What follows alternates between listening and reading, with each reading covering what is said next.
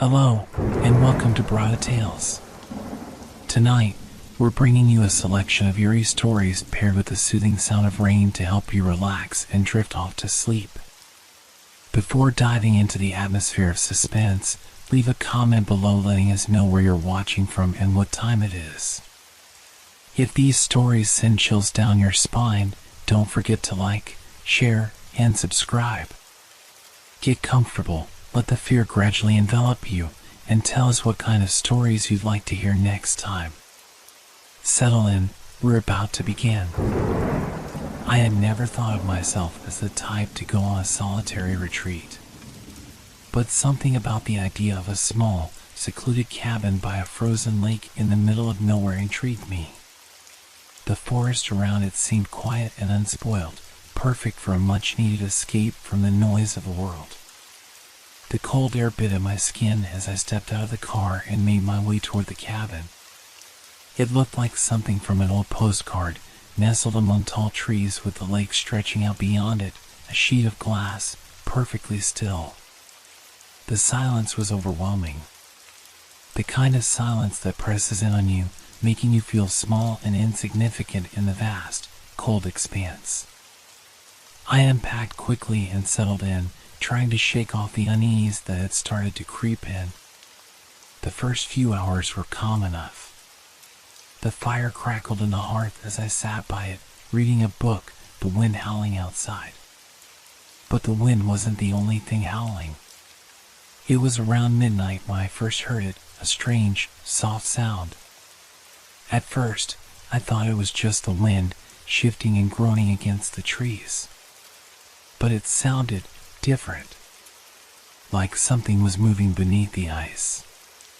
A creaking sound, a slow, deliberate scrape that sent a shiver down my spine. I paused, trying to listen, trying to understand what I was hearing.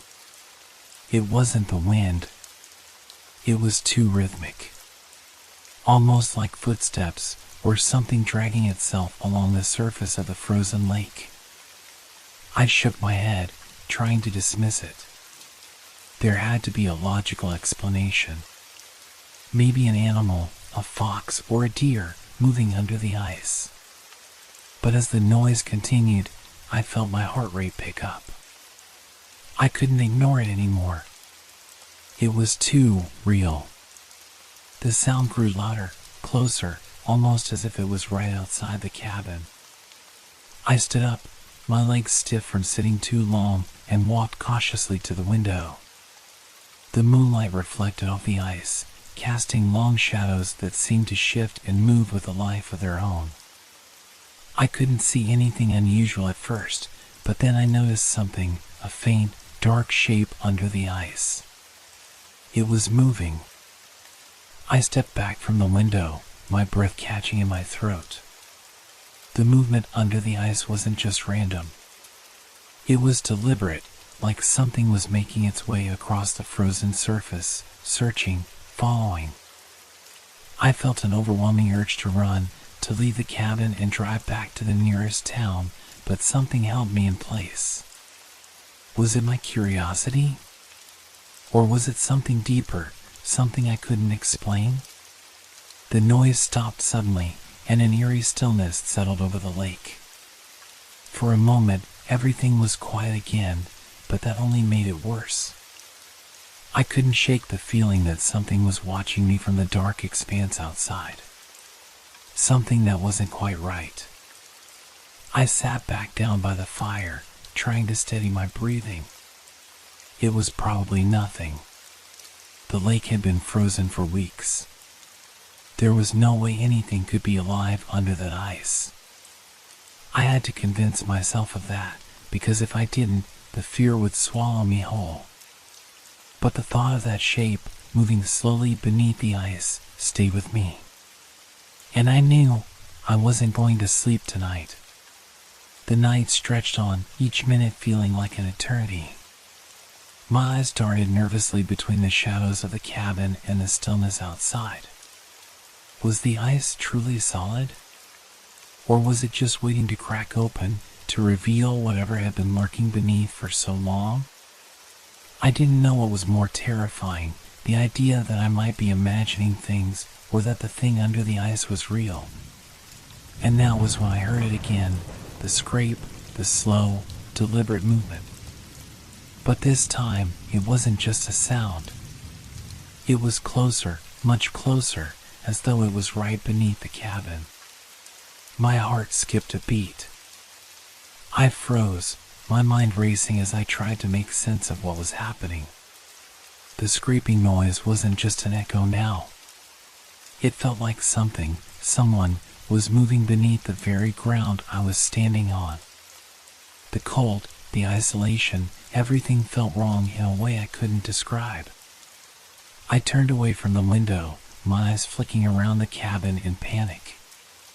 The walls, the wooden beams, everything seemed too close now, too confining. I had to do something. The creeping dread gnawed at me, urging me to act, to check outside, to prove that there was nothing there. But then the sound came again, louder this time. A thump, like a heavy body slamming into the ice beneath me. The walls of the cabin seemed to vibrate with it. I couldn't tell if the noise was coming from beneath the floorboards or the ice itself, but it was relentless, hammering in my ears. I found myself standing by the door before I realized what I was doing. My hand trembled as I reached for the handle, unsure whether I was about to make the biggest mistake of my life or if I was simply giving into irrational fear. The door opened with a creak, and the bitter cold of the night air hit me like a slap in the face. I stepped outside, half expecting to find some creature, some large animal, huddled against the shoreline, maybe a deer that had wandered too close. But there was nothing. Just the quiet, frozen expanse of the lake stretching out under the moonlight. I felt foolish for even considering that something was under the ice. The lake was as still as it had been before, a perfect sheet of frozen water reflecting the stars. But that movement, that scraping, it wasn't my imagination. I knew it. I knelt down beside the ice, the cold seeping through my jeans, and peered into the blackness below. The surface looked undisturbed, nothing but a flawless sheen of ice covering the lake. But my heart raced, and I couldn't shake the feeling that something was waiting beneath me. I wanted to call out, to scream, but the words caught in my throat. The silence around me pressed in like a thick fog, swallowing every sound. I stood up and backed away, the hairs on the back of my neck standing straight. I should have gone back inside. I should have locked the door and never come out. But as I turned to leave, I saw it. A shadow moved beneath the ice. At first, I thought it was my imagination, some trick of the light. But then I saw it again, clearer this time. A dark, shifting shape that seemed to travel just below the surface, moving across the lake as if it was being pulled by some unseen force. It wasn't an animal. It was too large, too deliberate. The shape twisted and contorted unnaturally, like it was struggling to break free of the ice. My breath caught in my throat. I should have run back inside. I should have. But my feet stayed rooted to the ground, my body paralyzed with a mix of fear and curiosity. The scraping sound started again, but this time it wasn't just under the ice. It was above it. Around me. The entire lake seemed to be alive, groaning, creaking, shifting as if something ancient was waking beneath the frozen surface. Then, as quickly as it started, everything went quiet. The lake became still again. Too still. I turned and hurried back to the cabin, my heart pounding in my chest, the icy wind biting at my skin. I slammed the door shut behind me and locked it, pressing my back against it as if that could somehow protect me from what I had just witnessed. But I knew it wasn't over. Whatever was out there, whatever was beneath the ice, it was still watching. It was still waiting. and I had no idea how long it would take before it found a way to get to me. The silence inside the cabin felt suffocating. I tried to steady my breathing, but my heart was racing. Every creak of the wooden floorboards, every gust of wind outside seemed to echo in my mind, amplifying my fear. I couldn't shake the image of that shadow moving beneath the ice. It was like something alive, a presence that shouldn't be there. I told myself that it had to be an animal, maybe a trapped fish or something else. But deep down, I knew it wasn't. I paced around the cabin, trying to think clearly, to make sense of everything that had happened. My eyes kept flicking toward the windows, as though I was expecting to see something standing outside, watching. The feeling of being watched hadn't left me. It only grew stronger the longer I stayed in the cabin, like there was a presence lingering just beyond the walls. I grabbed a flashlight and turned it on, hoping that seeing the world outside through the beam of light would somehow make it less terrifying. I pointed the light through the small window next to the door, scanning the frozen lake. Nothing. No movement, no shadows. But the stillness was so complete that it felt unnatural. My breath fogged the glass as I leaned closer, straining my eyes, waiting for something to stir. The scraping sound was gone, but now I heard something else, a soft, faint tapping against the cabin's walls. It wasn't the wind, it was rhythmic, almost purposeful. My pulse quickened. I turned toward the source of the noise, the darkness of the room pressing in around me. The tapping continued, gentle but steady, like something, or someone, was trying to make contact. I stood there, frozen in place, unable to move. Was it the house settling? Or was there something else out there? The fear that had been simmering inside me suddenly surged to the surface. I had to know what it was. I had to find out. The cabin felt smaller now, like the walls were closing in. The cold air outside seemed to creep in through every crack, making the room feel as though it was shrinking. I moved toward the door again, but this time I didn't hesitate. I couldn't. I had to face whatever was out there. If I didn't, I was sure it would find its way inside. And that thought terrified me even more. I threw open the door and stepped into the night, the cold biting at my face like sharp needles. The flashlight trembled in my hand as I pointed it toward the lake, but there was nothing to see. The lake was as frozen and empty as before, the dark expanse stretching out under the pale moonlight. But the tapping hadn't stopped. It was louder now, more insistent. It was coming from the ice. I could hear it clearly now, a slow, rhythmic tapping that seemed to echo from deep within the frozen surface. My breath caught in my throat, and I took a hesitant step forward, drawn by the sound. The beam of the flashlight swept over the ice, but it was hard to focus. The surface seemed to shift in the light, like it was moving. I wasn't sure if I was imagining it or if the ice itself was beginning to crack. I crouched down, my knees sinking into the snow as I tried to get a better look. The tapping grew louder. It was right beneath me. There was no mistaking it now. Something, or someone, was beneath the ice, trying to break through. My heart thudded in my chest as I scrambled backward, my hands shaking. I had to get away. I had to get inside. But as I turned, I heard it. A voice. Soft. Distant. Calling my name. It was faint at first, barely more than a whisper, but it was there. And it wasn't the wind. It wasn't my mind playing tricks. I could hear it, clear as day. My name. I spun around, searching the darkness, but there was no one. The lake was empty. The trees stood still, their branches bare and lifeless in the moonlight. Yet the voice was still there, calling out to me from beneath the ice. I staggered back toward the cabin, my breath coming in ragged gasps.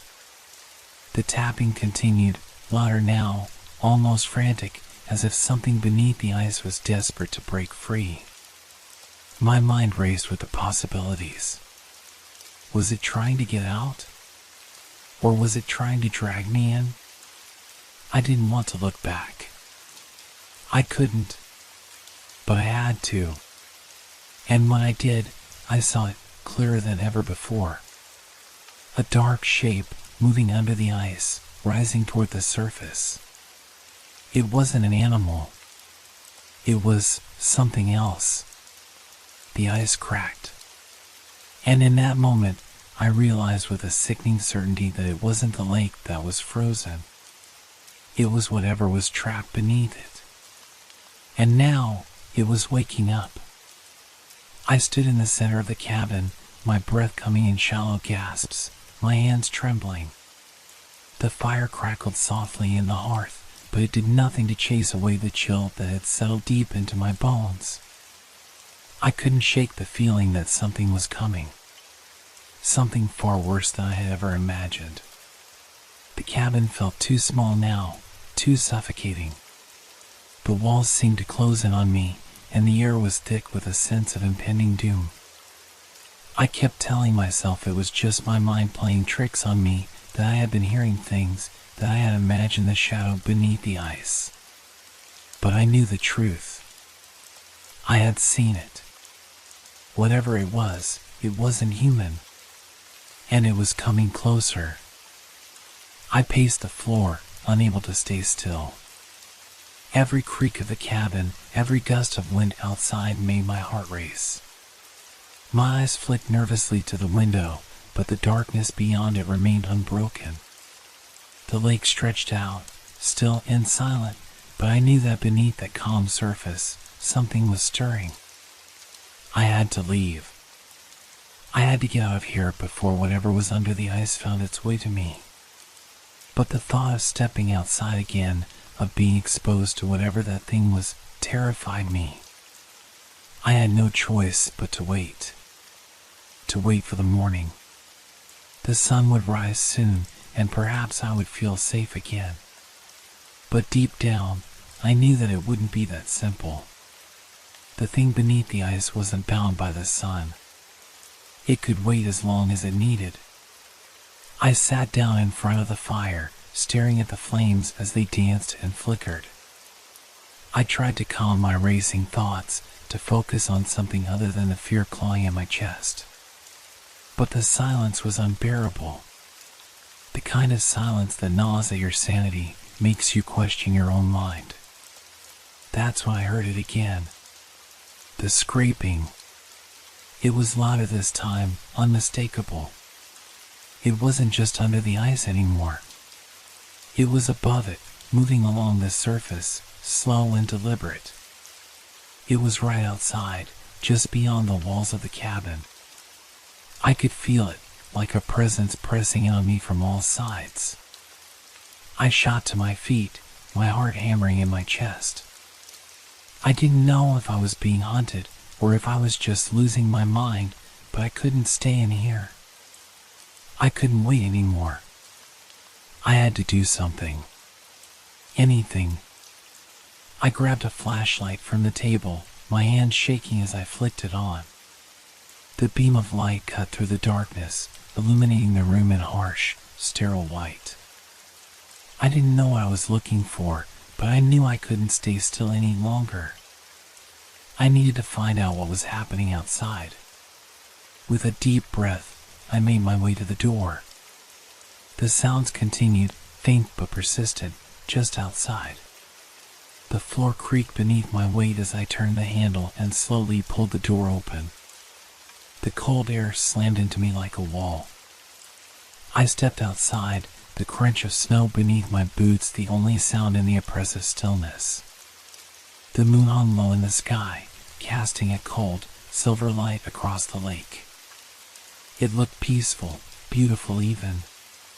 But I knew better. I knew what was beneath it. I shone the flashlight toward the center of the lake, my pulse quickening as the beam of light swept across the ice. And then I saw it. A crack. A long, jagged line that ran from one side of the lake to the other. It was barely visible, hidden by the shadow of the trees and the darkness of the night. But it was there, unmistakable. The ice was breaking.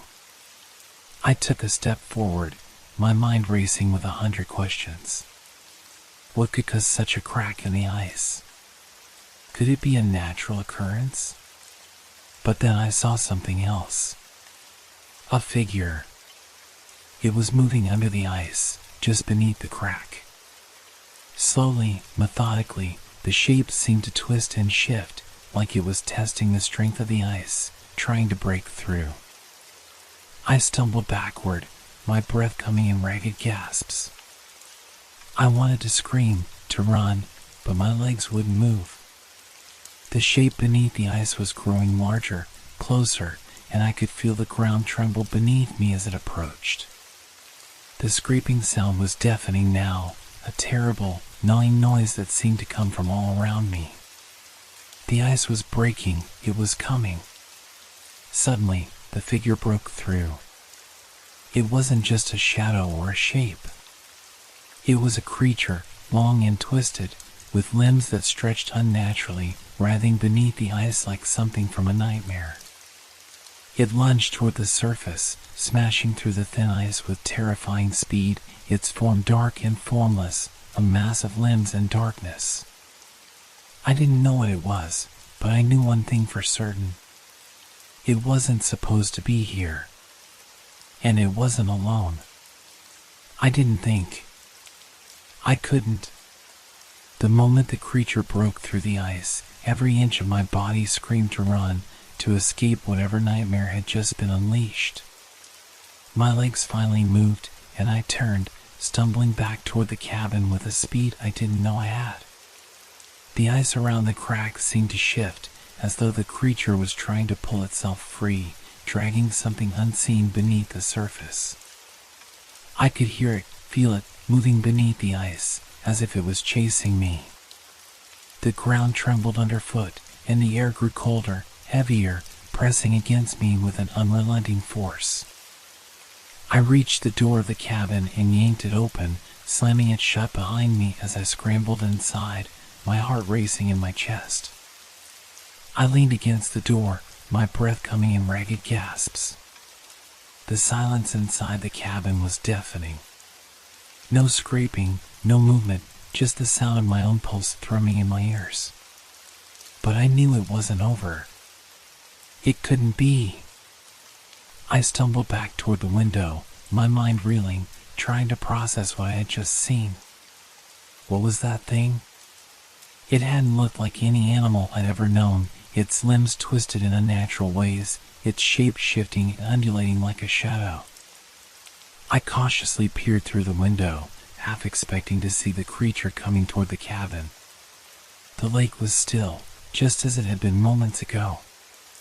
No sign of movement. No cracks. No creature. But I couldn't shake the feeling that it was there, watching. I turned away from the window, pacing in circles, trying to make sense of everything. Could I be going mad? Had I imagined it all? But the memory of that thing, its limbs reaching through the ice, was too vivid, too real to be a product of my mind. There was no denying it. Whatever was under the ice, it was alive. And it was waiting. I glanced around the cabin, looking for anything that might help me. The fire was still burning in the hearth, casting flickering shadows across the walls. The walls felt like they were closing in on me, the air thick with fear. I needed a plan. I needed to get out, to escape this place, but the thought of stepping outside again was too terrifying. I couldn't go back out there, not with that thing lurking beneath the ice. And then, in the back of my mind, a chilling thought surfaced. What if it wasn't just one creature? What if there were more? I had to leave. I had to get to the car and drive somewhere, anywhere. But I couldn't just run blindly. I needed to be sure. I needed to know what I was up against. I grabbed the flashlight again and made my way to the back door. I couldn't risk opening the front door. It would be too obvious, too easy for whatever was out there to hear me. The back door would give me a better chance. Maybe. I opened it cautiously, the cold air biting at my skin as I stepped outside again, my flashlight cutting through the darkness. The snow crunched beneath my boots as I made my way toward the edge of the lake, my breath forming clouds in the freezing air. My mind raced, but I couldn't afford to hesitate. The creature had been close, too close, and I had to make sure it was gone, or at least see what it had done.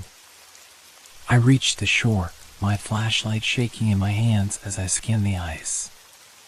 The crack was still there, a jagged line cutting across the surface of the lake, but it didn't seem to be growing. I let out a slow breath, relief flooding me for a brief moment. But then I saw it. A shape, another shape, moving beneath the ice, further out this time. Larger, more defined than the first. And then another. And another. It wasn't just one creature. It was a whole mass of them, writhing and twisting under the ice, like a nest of some unnatural beings, each one fighting to break through to the surface. My heart stopped. I turned and ran. I didn't care about the direction, about the logic of where I was going. I just had to get away. The snow beneath my feet was slick, the cold air burning in my lungs as I ran faster than I ever thought I could, my flashlight barely illuminating the path ahead.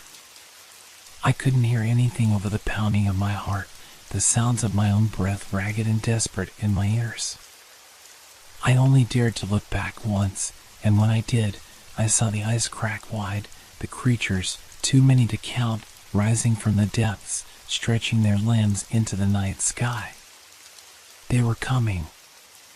I reached the road, the headlights of my car a distant beacon in the darkness. I didn't know if I would make it in time, but I didn't stop.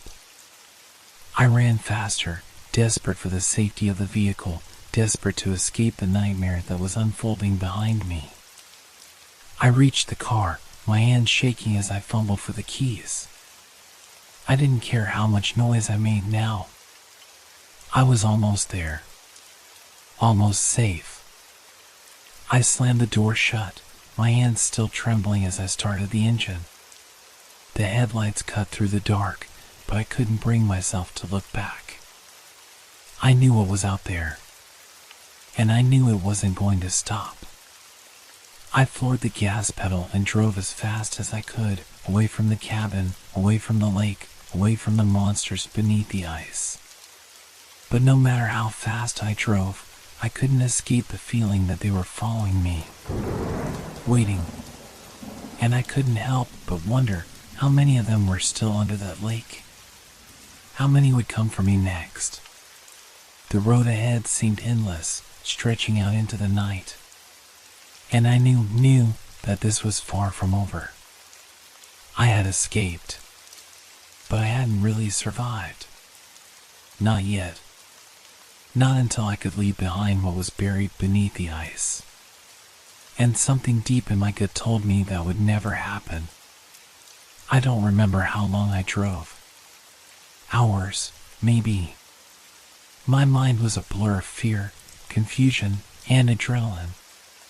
The further I got from the cabin, the more I tried to convince myself that it was over, that I had made it out. The creatures, whatever they were, could no longer reach me. But I couldn't shake the image of their twisted limbs breaking through the ice, their dark shapes rising like a nightmare come to life. It haunted me, lingering in the corners of my mind no matter how hard I tried to focus on the road ahead. I stopped for gas in a small town just before dawn. The place was quiet, too quiet, as if the entire town was holding its breath. I filled up the car and walked into the gas station store, hoping to find some normalcy, something to ground me. I needed a moment to collect myself, to calm down. The clerk behind the counter barely looked up as I walked in. He was a middle-aged man, his face lined with years of hard work. The hum of the fluorescent lights filled the silence as I approached the counter. "Rough night?" he asked in a gravelly voice, glancing at me over the top of a newspaper. I nodded, not trusting my voice. I had no idea how to explain what had happened. How could I? Who would believe me? "I was up in the woods," I said, my voice shaky. "A cabin by a lake." The clerk raised an eyebrow but said nothing. There was a strange look in his eyes, like he knew exactly what I was talking about. He put down the paper and leaned forward slightly, his voice dropping to a whisper. "You're not the first," he said, his words heavy with something I couldn't place. I stared at him, my heart skipping a beat. "What do you mean?" He looked around nervously, as if ensuring no one else was listening. Then he leaned in even closer, his breath reeking of coffee and tobacco. "The lake," he murmured, "it's cursed. Always has been. People disappear out there. Sometimes they come back, but they're never the same. Never." My throat went dry. I couldn't breathe. "What are you talking about?" The clerk nodded to the window, out toward the direction I had come from. "There's something under that ice. Always has been. Something old. Something bad. People ignore it, but they're always drawn back. Those who do come back, they bring something with them." A chill ran down my spine, the air in the room suddenly colder. I felt dizzy, the world tilting as I tried to process his words. He didn't seem like a crazy man. There was a cold, hard truth in his eyes. I forced myself to take a step back. My voice faltered. "What happens to them?" The clerk looked at me for a long moment, as if deciding whether or not to speak. Then, with a resigned sigh, he spoke softly, his voice barely above a whisper. "They're never the same," he repeated, his eyes darkening. "Whatever it is that's down there, it doesn't let go. Not unless it has everything." I turned and walked out without saying another word. I didn't need to hear more. I had heard enough to understand. I wasn't alone. The thing under the ice wasn't done with me. It wasn't done with any of us. I got back into the car and drove. I didn't know where I was going, but I couldn't stay here. I couldn't stay in that town. I couldn't stay near the lake. I just had to keep moving. The sun was rising, but the sky still felt heavy, as if the world itself was holding its breath. As I drove, I glanced in the rearview mirror. For a fleeting moment, I thought I saw something, just a flicker of movement. A shadow, long and twisting, stretching across the road behind me. But when I blinked, it was gone. I wasn't sure if it was real, if it was a trick of my mind, or if something was truly following me. But the sensation of being watched, of being hunted, refused to leave me. It clung to me, pressing down on me like a weight I couldn't shake. I passed a few more small towns, the roads getting emptier the further I drove. It didn't matter. I couldn't escape what had happened. The thing beneath the ice, whatever it was, it had been there for far longer than I could understand, and I had stirred it. My thoughts spiraled out of control. What had I brought back with me? The creatures beneath the ice, they had been waiting. They had always been waiting. And I was beginning to realize something worse, something that made my stomach churn with a cold, terrible understanding. I wasn't alone in my head anymore. That feeling, the presence, it wasn't gone. It was with me. A shadow in the back of my mind, lingering at the edges of my thoughts. I felt it every time I closed my eyes, every time I took a breath. It was waiting, just as it had waited under the ice. But now, it didn't need the lake. It didn't need the ice. It was inside me. I didn't stop driving. The road stretched on endlessly, but no matter how far I went, no matter how fast I drove, I couldn't escape the thing that had followed me from that lake. It was already here, and it was never going to let me go.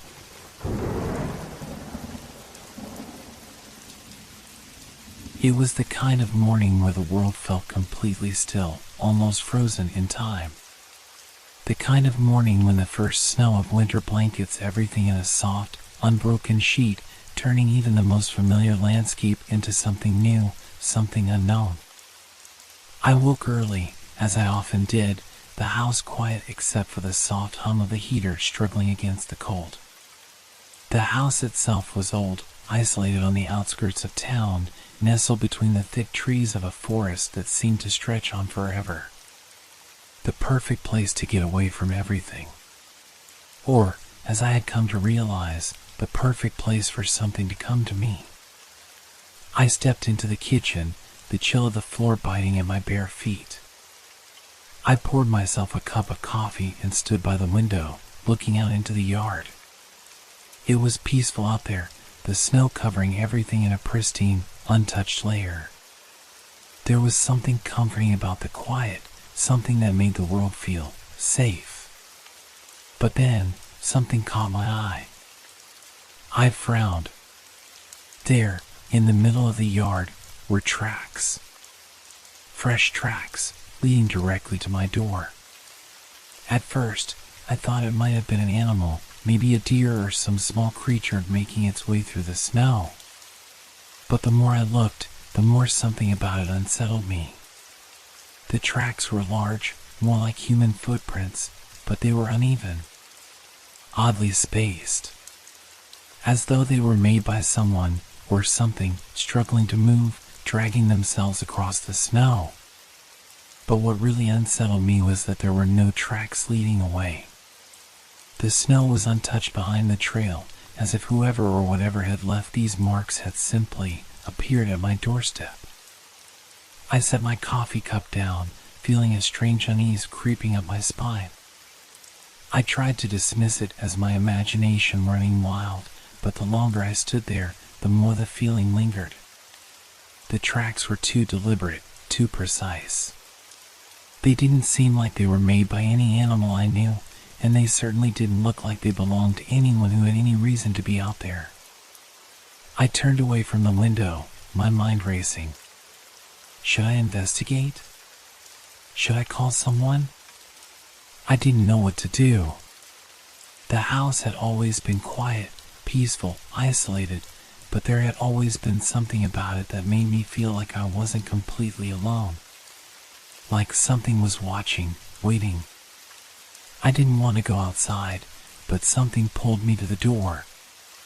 The tracks were still fresh in my mind, and I couldn't shake the feeling that I needed to know what had caused them. I had to understand. I grabbed my jacket and boots, shoving my feet into them without thinking. The cold air hit me as soon as I stepped outside, making my breath mist in front of me. I hesitated for a moment, standing at the door, my eyes scanning the yard. The snow lay still, covering everything in a layer of quiet that only deepened my sense of isolation. The world felt too quiet now. Then, I saw it again, the trail of tracks leading directly to the front door. I stepped carefully through the snow, my boots crunching with each step. The tracks seemed to get closer, more pronounced, and the feeling that I wasn't alone grew stronger with every footfall. I couldn't help but glance around, half expecting someone or something to jump out from the trees. The tracks were too clear, too perfect. They didn't fade, didn't become muddled by the wind or the falling snow. They were recent, unmistakable. The kind of marks you'd see if someone had walked through the snow only moments ago. But where were they now? I crouched down next to the nearest mark, inspecting it closely. The snow around it was undisturbed, smooth, as though no one had stepped away. There was nothing around the track. No sign of movement, no hint of what had happened next. And then I heard it, a soft, almost imperceptible sound, like a breath. A soft exhale, so quiet I almost thought I had imagined it.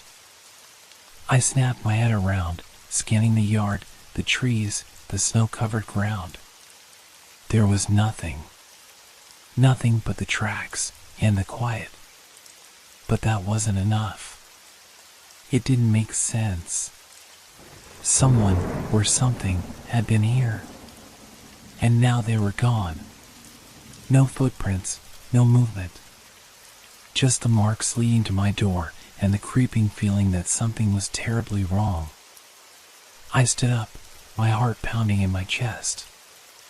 A chill ran down my spine, but I couldn't tear myself away from the tracks.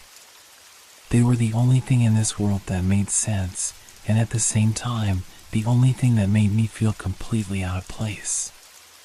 The wind had picked up now, a thin, cold breeze that whipped through the trees, carrying with it a sense of foreboding. It was as if the world itself was holding its breath, waiting. I couldn't stay out here much longer. Whatever had made these tracks, whatever had come to my door, was still out there. I could feel it. The presence. The thing that had left these marks. I turned and walked back to the house, my feet heavy in the snow. I tried to ignore the panic creeping into my chest, the sense that I was being watched. The door clicked shut behind me, but even then, I couldn't shake the feeling. The tracks, those strange, eerie marks in the snow, they were still fresh in my mind. And there was something deep inside me, something that whispered, "This isn't over. It's only just begun." The silence of the house felt different now. Heavier. The walls seemed to press in on me. I didn't want to look out the window again. I didn't want to see those tracks. But I couldn't stop myself. I stepped to the window, my breath fogging up the glass as I peered out into the yard. The tracks were still there. But now, there were new ones. A set of footsteps leading away from the door. And they were getting closer. The thing had never left. It was still here. And it was coming for me. My hands were shaking as I backed away from the window, my heart racing. The new tracks, clear and deep, were unmistakable. They had appeared while I was inside, hidden from sight. There was no sign of how they got there, but I could feel the air in the room change, heavy, oppressive. The silence around me was suffocating, and yet the sound of my own breathing seemed too loud. The house, once a place of solitude, now felt like a trap. A cage. My mind raced as I tried to come up with a logical explanation for the tracks. Maybe someone was playing a prank on me? But no one knew I was here. No one had visited. The isolation of this place had always been comforting, until now. I needed to know what was happening. I couldn't just hide inside and wait for the worst to come. I grabbed my coat and stepped back out into the snow, my boots crunching with each step.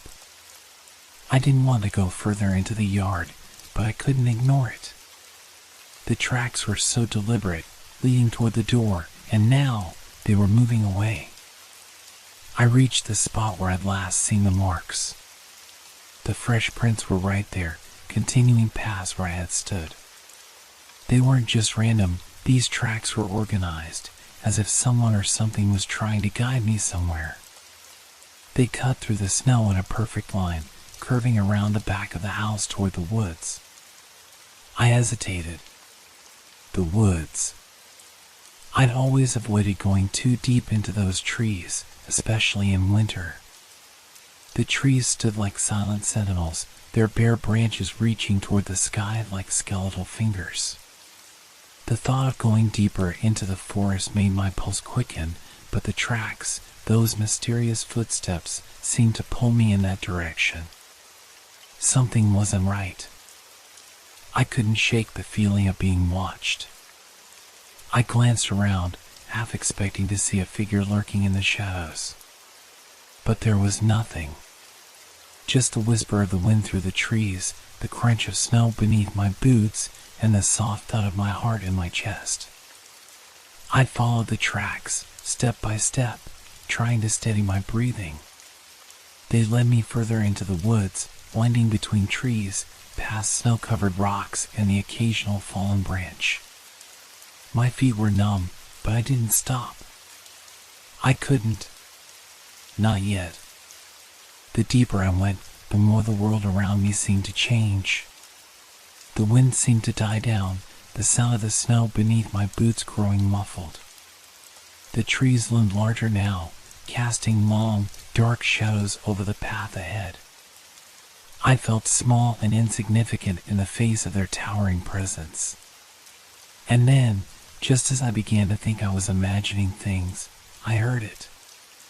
A soft rustle, like something or someone moving through the snow. The sound was faint at first, but it grew louder, closer. My heart skipped a beat as I stopped dead in my tracks. I wasn't alone. I turned slowly, scanning the trees behind me, but saw nothing. The rustling stopped as quickly as it had started, leaving an eerie stillness in its wake. I took a deep breath, my chest tight with fear. It was just the wind, I told myself. Just the wind. But deep down, I knew it wasn't. Something or someone was out there, following me. I quickened my pace, trying to push the fear from my mind. The tracks were still ahead of me, leading through the trees, but they were beginning to look strange now. The footprints, once clear and distinct, were becoming muddled, as if the snow itself was trying to hide them. The deeper I went, the more distorted they became, fading into the forest floor. And then, I saw it. A figure, standing still in the distance, just beyond the trees. It was too far to make out details, but I could feel it. The presence. It was watching me. My breath caught in my throat, and I froze. The figure didn't move. It didn't make a sound, but I knew it was waiting for me to come closer. My mind screamed at me to turn back, to run, but my legs wouldn't move. I was rooted to the spot, paralyzed by a fear I couldn't explain. The figure remained motionless, like a shadow cast by the trees, a part of the forest itself. I couldn't tear my eyes away from it. I didn't know why I kept walking forward. Maybe it was the pull of curiosity, maybe it was something darker, something that drew me toward it like a moth to a flame. But I kept walking, step by slow step, toward the figure that was waiting in the distance. As I got closer, the figure began to take shape. It was tall, too tall, and its limbs were unnaturally long. The shadow of its form seemed to stretch in ways that didn't make sense, bending in angles that shouldn't be possible. My breath hitched as I stumbled forward, the snow crunching under my feet louder now. I was close enough to see the details now, or what I thought were details. The figure had no face, no features, just a smooth, featureless surface where a face should have been. The figure didn't move, didn't blink, just stood there, watching me with its empty, dark void where its eyes should have been. A wave of nausea swept over me, and I felt the world tilt. I wanted to run, to scream, but my body wouldn't obey. My mind raced, trying to make sense of what I was seeing, but it didn't make sense. Nothing made sense anymore. Then, with a suddenness that made me jump, the figure took a step toward me. A single, deliberate step that sent a shockwave of fear through my entire body. The snow beneath its feet didn't even shift as it moved. I turned to run, but before I could take a step, the ground beneath me cracked. A loud, sharp snap echoed through the trees, and the snow parted as something large and dark pushed up from below, its shape twisted and grotesque. I was no longer in control of my movements. Panic consumed me as I stumbled backward, but there was no escape. The tracks had led me here, and now the thing was here too. I had made a terrible mistake. I could feel my breath come in ragged gasps, my heart pounding like a drum in my chest. The twisted shape that had emerged from the snow loomed before me, its dark, unnatural form rising out of the ground like some kind of ancient creature that had been hidden beneath the earth for centuries. It moved slowly, deliberately, its movements unnatural, as if it was still learning how to use its own body. The air around it seemed to warp, thickening with an oppressive weight that made it hard to breathe. My legs trembled beneath me, my body refusing to obey the frantic commands of my mind. What was it? What was this thing? It was like no animal, no person that I had ever seen. Its limbs were long and unnervingly thin, stretched out of proportion. Its body was covered in patches of what looked like dark, mottled skin, like it had been formed from something unnatural, something that didn't belong. And its face, or lack of one. There was nothing where its features should have been, no eyes, no nose, no mouth. Just smooth, featureless skin stretched across its skull. But even without any defining features, I could feel its gaze, its presence pressing on me like a heavy weight. I took a step back, and then another. My heart raced faster, and my mind screamed at me to run, to get away. But my legs refused to move. My body was frozen in place, as if it too was being held captive by the creature's presence. Then, it took another step toward me. Its footfall was silent, the snow beneath it barely disturbed. I stumbled backward, my mind struggling to process what was happening. Every instinct told me to flee, but I couldn't tear my eyes away from the creature. It was like a force, a pull, keeping me in place. The air grew colder, and I could see my breath misting in front of me. But the cold didn't feel natural. It wasn't the cold of a winter morning, it was something deeper, something that cut straight to the bone, making every inch of my skin feel numb, as though the creature was draining the warmth from the very air around me. I wanted to scream, but my throat was dry, constricted. The terror that gripped me was so intense it felt like my very soul was being squeezed. I had never felt so powerless in my entire life. The creature moved closer, its long arms swinging at its sides in a jerky, unsettling motion. It was getting closer, faster now. The distance between us was shrinking, and with every step it took, the air around it grew colder, darker. I finally managed to move. My legs, shaking with fear, carried me a few steps backward, but my eyes never left the thing in front of me. It wasn't running toward me, no, it was waiting. Each step was measured, deliberate, as if it had all the time in the world. And I didn't. I felt a sudden, irrational urge to look behind me, as if expecting the trees to open up and swallow me whole. But the moment I turned my head, I saw something that made my stomach lurch, a second figure, standing at the edge of the woods, just outside the tree line. This one was smaller, hunched, with its head tilted in an unnatural angle, watching me with what I could only describe as curiosity. It wasn't the same as the first one. It didn't have that towering, otherworldly presence, but there was something about it, something about the way it moved, that sent a chill down my spine.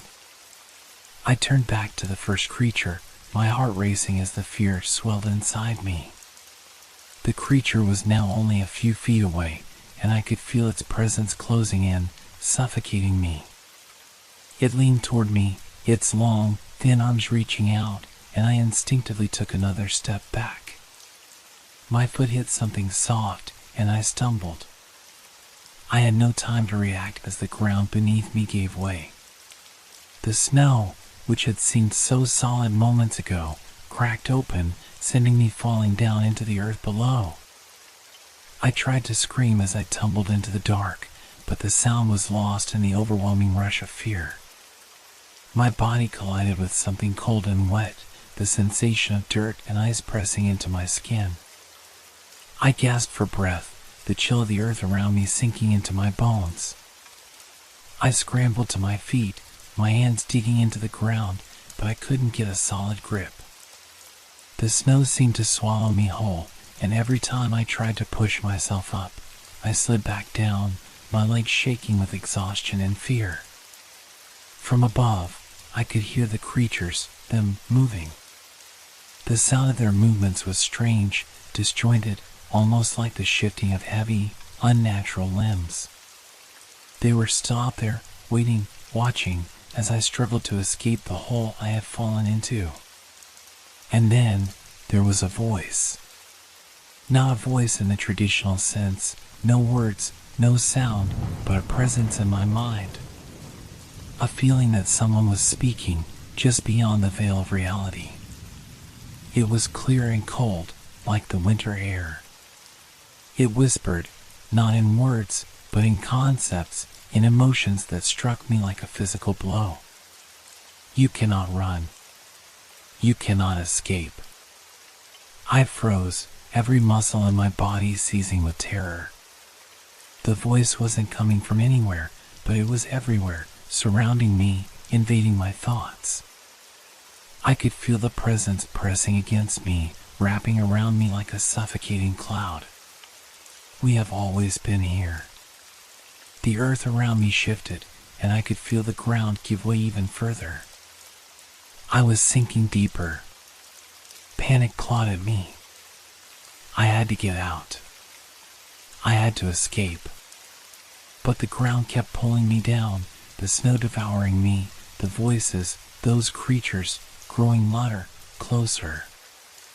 I knew, with a terrible certainty, that they were going to take me.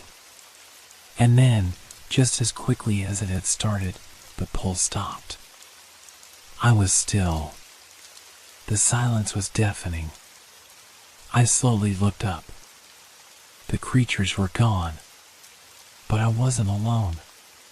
The tracks had returned.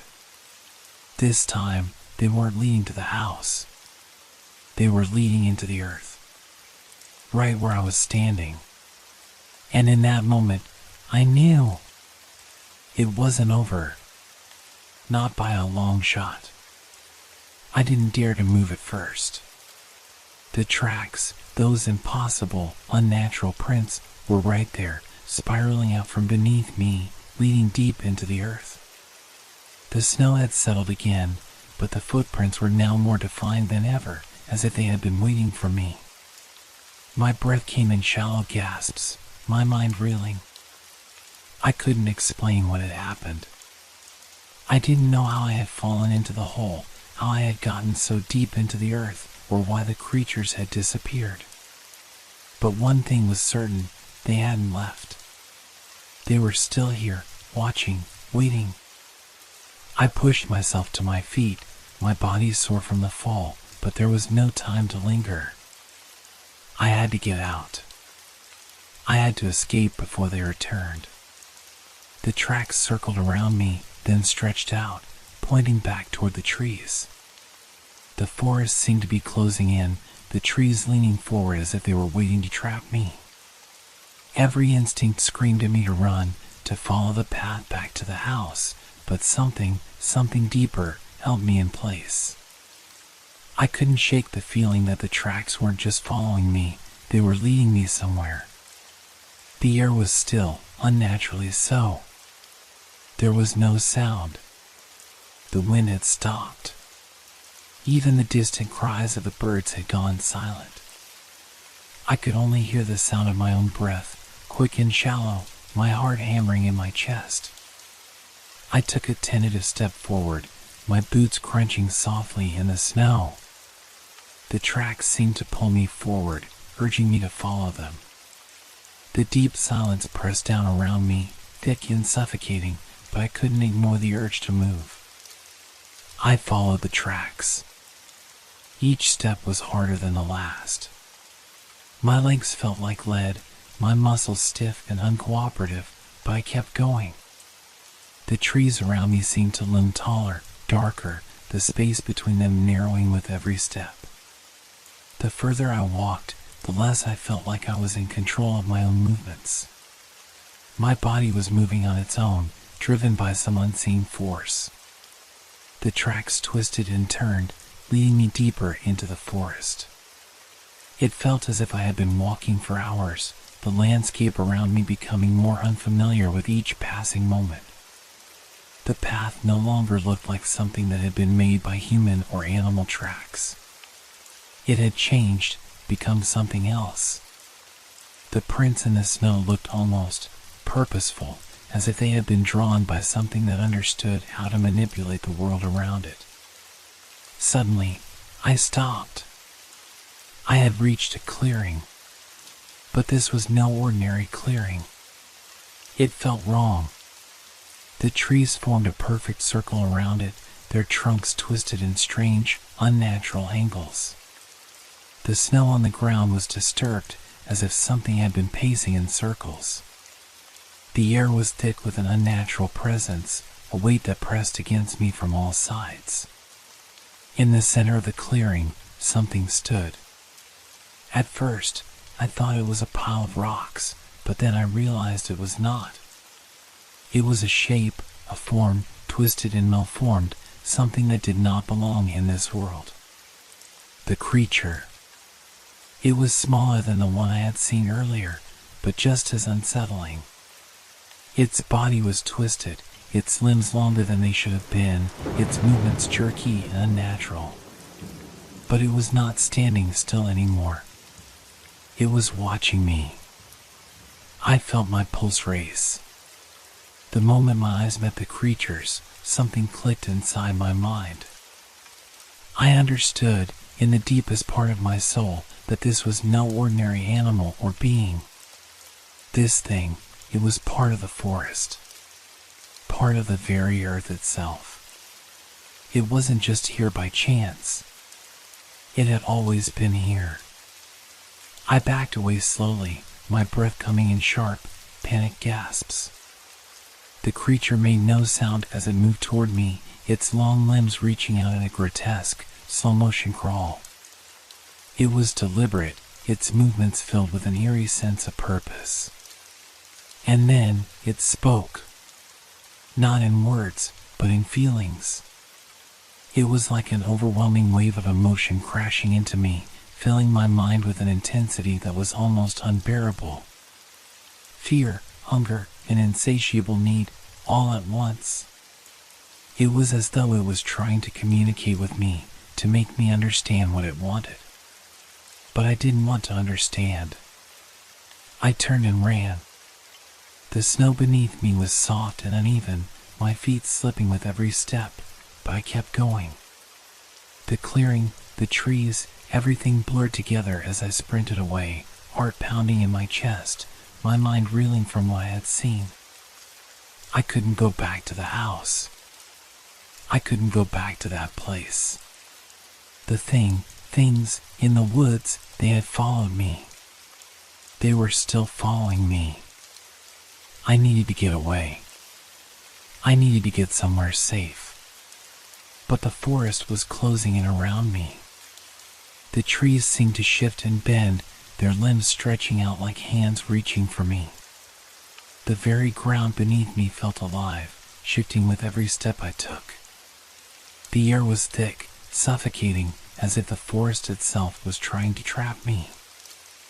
I stumbled and fell, landing hard in the snow. I looked up, my vision swimming, and there they were. The creatures. They had surrounded me, their twisted shapes emerging from the darkness of the trees, moving silently as if they were shadows themselves. I could feel their presence closing in, could feel their cold gaze on me, piercing through me. The world around me seemed to narrow, the snow, the trees, everything closing in, pressing in on me. I was trapped. The voice returned, louder this time, clearer. You cannot escape. I tried to scream, to run, but my body wouldn't obey. I could feel the earth pulling me down, the ground shifting beneath me, as if the forest itself was swallowing me whole. My vision blurred, and everything faded to black. And then, nothing. The silence. The endless, suffocating silence. But in the silence, I knew one thing. I was never alone. They were always here. I don't know how long I was lost in that darkness. Time seemed to stretch and bend, an endless loop where nothing moved and nothing changed. The last thing I remembered was the crushing silence, the cold, and the eerie feeling that the creatures were all around me, waiting, watching. When I woke, I was lying on the ground. The snow had melted in patches beneath me, and the biting cold of the forest air bit through my clothes. I didn't know how I had gotten there, or how much time had passed, but I could feel the weight of something heavy pressing down on me. I pushed myself up, my limbs trembling from exhaustion and fear. My mind was a fog, a blur of images that didn't make sense. The trees, the creatures, the snow. Had it all been a dream? No, it couldn't have been. The tracks, the creatures. I turned around. The forest stretched out in all directions, silent and still, like a vast, lifeless expanse. But something felt different now. The trees seemed taller, their trunks thicker, and the snow beneath me looked darker, as if it had been stained by something that shouldn't have been there. I took a cautious step forward, my heart racing. The cold air burned my lungs as I moved, the world around me silent, too silent. But there was something else now. Something off. The ground beneath me shifted with every step, as though it was alive, responding to my movements. I had to leave. I had to find my way back home, back to safety. But the path wasn't clear anymore. There were no tracks leading me back, no signs that anything familiar existed in this strange, unnerving place. And then I heard it. A whisper. It was faint, almost imperceptible, but it sent a chill down my spine. The air itself seemed to vibrate with the sound, the low, menacing hum of something far too close. I froze, my breath catching in my throat. I turned around, my eyes scanning the trees, the dark shadows of the forest stretching endlessly ahead. There was no sign of the creatures, but I could feel them. They were watching, waiting. The whisper grew louder. It wasn't a voice, it wasn't even a sound, it was more like a pressure, an overwhelming force that pressed into my mind. I could feel it, like a presence crawling under my skin, invading my thoughts. Come closer. The words echoed in my mind. No, not words. Thoughts. It was like the creatures were speaking to me, not with their voices, but with their minds. They wanted something. Needed something. You are ours now. I turned and started running again, my legs burning with the effort, my body screaming in protest. I had no idea where I was going, no idea what direction was safe, but I couldn't stop. I couldn't stay in that place any longer. The creatures were close. I could feel them moving behind me, tracking my every step, just like before. But I couldn't outrun them. The ground beneath me gave way again, the snow collapsing into the same dark void that had swallowed me earlier. This time, I didn't fall. Instead, the earth seemed to reach up, grabbing me, pulling me down into its cold embrace. I struggled, kicking and thrashing, but there was no escape. The earth closed around me, wrapping me in its icy grip, suffocating me. The creature's presence was all around me now, pressing in from every direction, their whispers filling my mind, drowning out everything else. You cannot leave. You never left. The words echoed in my mind, a terrifying truth. The forest, the creatures, the snow, they had always been here. And I was part of it now. I didn't want to accept it, but the weight of their presence, the endless pull of the earth around me, made it impossible to deny. I had been trapped from the beginning, led into this place by the creatures' tracks, their whispers. I had never been alone, and I never would be again. The last thing I heard was the faint sound of snow crunching beneath footsteps that weren't mine. The forest was alive. And now, so was I.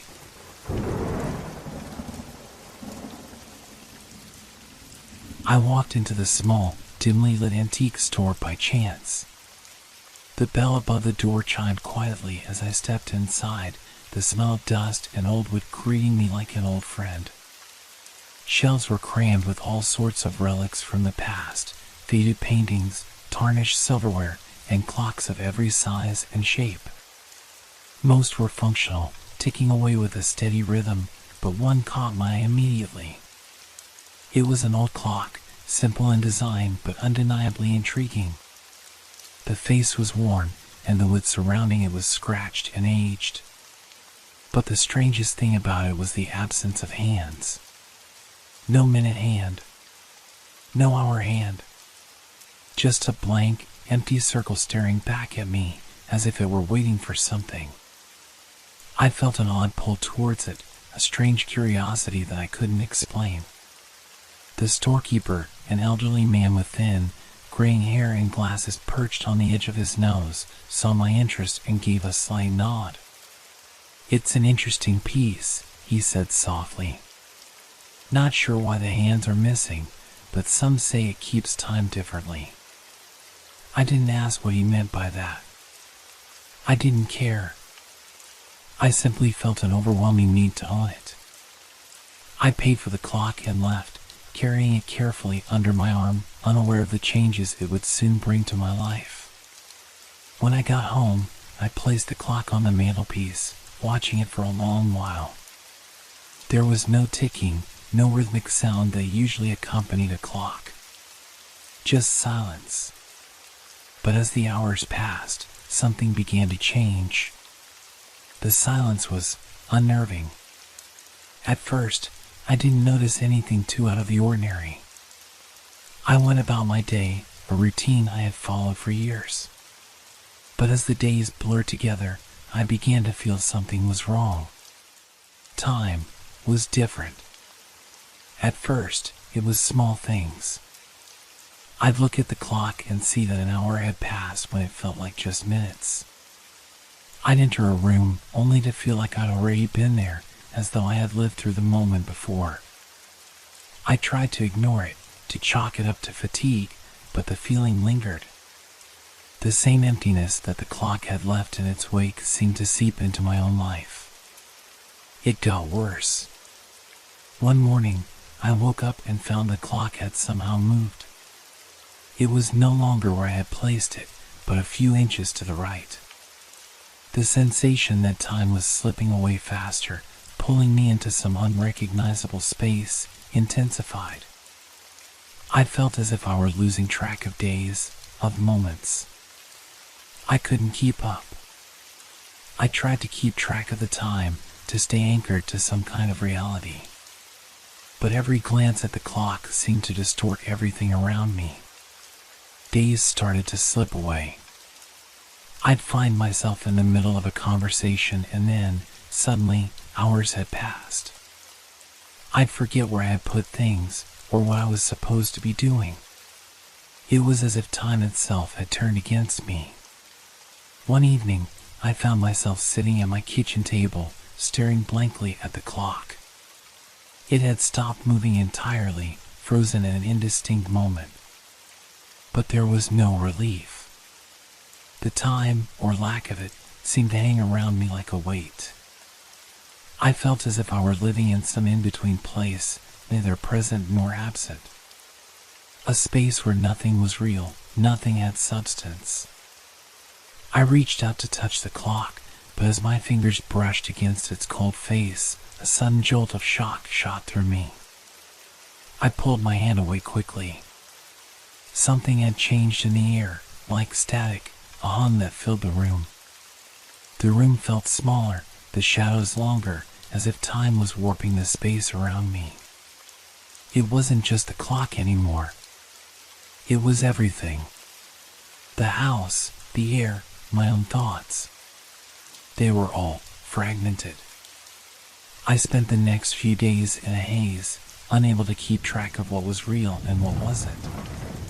My mind kept slipping backward, retracing moments that felt like memories, but I couldn't tell if they were my memories or if they belonged to someone else. Each time I looked at the clock, the room around me would shift. Sometimes the furniture seemed unfamiliar, sometimes the walls seemed closer, like I was being pulled in. I had to do something. I couldn't keep living like this. I decided to take the clock apart, to see what was inside, to find the reason behind the strange changes. But when I reached for it, I froze. The hands were there. Not physical hands, no, they were something else. There was a dark shadow that flickered over the face of the clock, where the hands would have been, moving in slow, deliberate patterns. I blinked and the shadow disappeared. But the distortion remained. My vision blurred as I stared at the clock, trying to understand, to make sense of what was happening. The room began to stretch and contract. The walls seemed to pulse like the ticking of a clock, but there was no ticking. Only silence. And that strange pull in my chest, as if time itself was grasping at me, pulling me deeper into some unknown abyss. I ran from the room, my breath coming in short, panicked gasps. I couldn't stay. I couldn't let it take me. The clock, the room, the strange passage of time, it was all becoming too much. But as I reached the door, I stopped. The clock was there, sitting on the mantelpiece, just as it had been. It hadn't moved. It was the same. I didn't know if I could trust my own mind anymore. Time had become a blur. I couldn't remember if it had been days or months since I had first brought the clock home. I had to leave. I had to escape before it consumed me completely. But no matter where I went, I could still feel its pull. And the silence of the clock echoed in my mind. Time had never been more alive. And I was running out of it. The next morning, I woke up with a sharp sense of dread. My eyes flicked to the clock on the mantelpiece, still silent, still unmoving. But I could feel it. The heavy presence of it. I hadn't been able to sleep much the night before. The darkness had pressed in around me, filled with strange, indistinct sounds that didn't quite belong. It wasn't just the silence of the clock that unnerved me, it was how time seemed to bend around it. The way the world outside felt a little off, a little wrong. I couldn't escape that feeling. It wasn't just the clock's influence. It was something deeper, something more insidious, like the moment was stretching too far, its edges fraying. I tried to distract myself. I went about my usual morning routine, brewing coffee, feeding the cat, but the unease followed me like a shadow. I glanced at the clock every few minutes. My heart would quicken, my skin would prickle, and I would look away quickly, as if avoiding something dangerous. As I sat down with my coffee, I noticed something strange. I had no recollection of making it. I knew I had, of course, but it was as though that moment, the action, had been ripped from my memory. One minute, I was standing at the counter. The next, I was sitting at the table, the coffee mug in my hand. I shook my head, trying to push the thought aside. It was nothing. Just a momentary lapse, I told myself. I had too much on my mind. But the sensation wouldn't leave me. It lingered, a nagging whisper at the back of my thoughts. I stood and walked toward the clock, my footsteps slow, almost hesitant. I felt a strange sense of compulsion pulling me forward, a need to touch it, to understand it. When I reached it, I froze. The hands were there again, but they were no longer just shadows. They were real. The hands, though translucent and ghostly, spun in slow, deliberate circles. The minute hand was stuck at one point, never moving forward, never turning back. The hour hand was caught halfway between two numbers, as if it couldn't decide where it wanted to go. I reached out, my fingers trembling, and touched the face of the clock. The moment my skin made contact, the world around me shifted. Everything seemed to stretch out. The walls seemed to fold in, and the light from the windows flickered as if it were being distorted. I blinked, and when I opened my eyes, I was no longer in the same room. The kitchen was gone. The clock was still there, but the room around me had turned into something else entirely. A long, dark hallway stretched before me, with no end in sight. I could hear the faintest sound of footsteps echoing, though I was sure I was alone. I turned around, heart pounding, expecting to see the familiar sights of my house. But the hallway was silent, dark, and cold. The walls were lined with faded wallpaper, peeling and curling at the edges. It was a place that felt wrong, as if it had existed long before I had ever stepped into it. I backed away from the clock, my breath quickening, my pulse racing. What was happening? How had I gotten here? The clock was still there, at the end of the hallway, its hands slowly spinning in place. Then I heard it. A low whisper, barely audible at first, but growing louder with each passing second. You shouldn't have touched it. The voice was strange, ethereal, as if it came from nowhere and everywhere at once. My blood ran cold, and I spun around, searching for the source. There was no one there. No one but me. And the clock. The clock that had somehow pulled me into this place. I took a few cautious steps forward, compelled to move, but my feet felt heavy, like I was walking through mud. The hallway stretched endlessly before me, the walls growing more distorted the further I went. I wanted to turn back, to escape, but I couldn't seem to move fast enough. The air grew thick, suffocating. And then I heard the footsteps again. Closer this time. I froze. I wasn't alone. I wasn't sure what was happening, but I knew one thing for certain. I needed to get out of there. I turned and ran, my feet barely making contact with the floor as I sprinted down the hallway. The footsteps behind me grew louder, faster, as if they were chasing me, gaining on me with every step. My heart was pounding in my ears. My mind was a blur of panic. I didn't know where I was going, only that I had to keep moving. And then, just as quickly as it had appeared, the hallway vanished. The walls, the footsteps, the oppressive air, all of it disappeared in an instant. I was back in my living room, standing in front of the mantelpiece where the clock still sat, motionless. I stumbled back, my body shaking with fear. I couldn't breathe. I couldn't think. The clock was silent, but I could feel it again. The pull, the pressure. Time itself had changed. It wasn't just an object. It wasn't just a broken thing without hands. It had power. And now, I was part of its web. I backed away from the mantelpiece, my breath coming in ragged gasps. The walls of my home felt like they were closing in around me. The clock wasn't just a relic, it was alive. It was something more, something that controlled time. It could take you into its grasp, twist your reality, bend it, break it. I didn't know what I had gotten myself into, but I knew I couldn't escape it. Not anymore.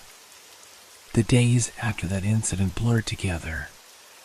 Time, as I knew it, no longer made sense. I would wake up in the morning and, by the time I looked at the clock, it would be hours later, with no memory of the time in between.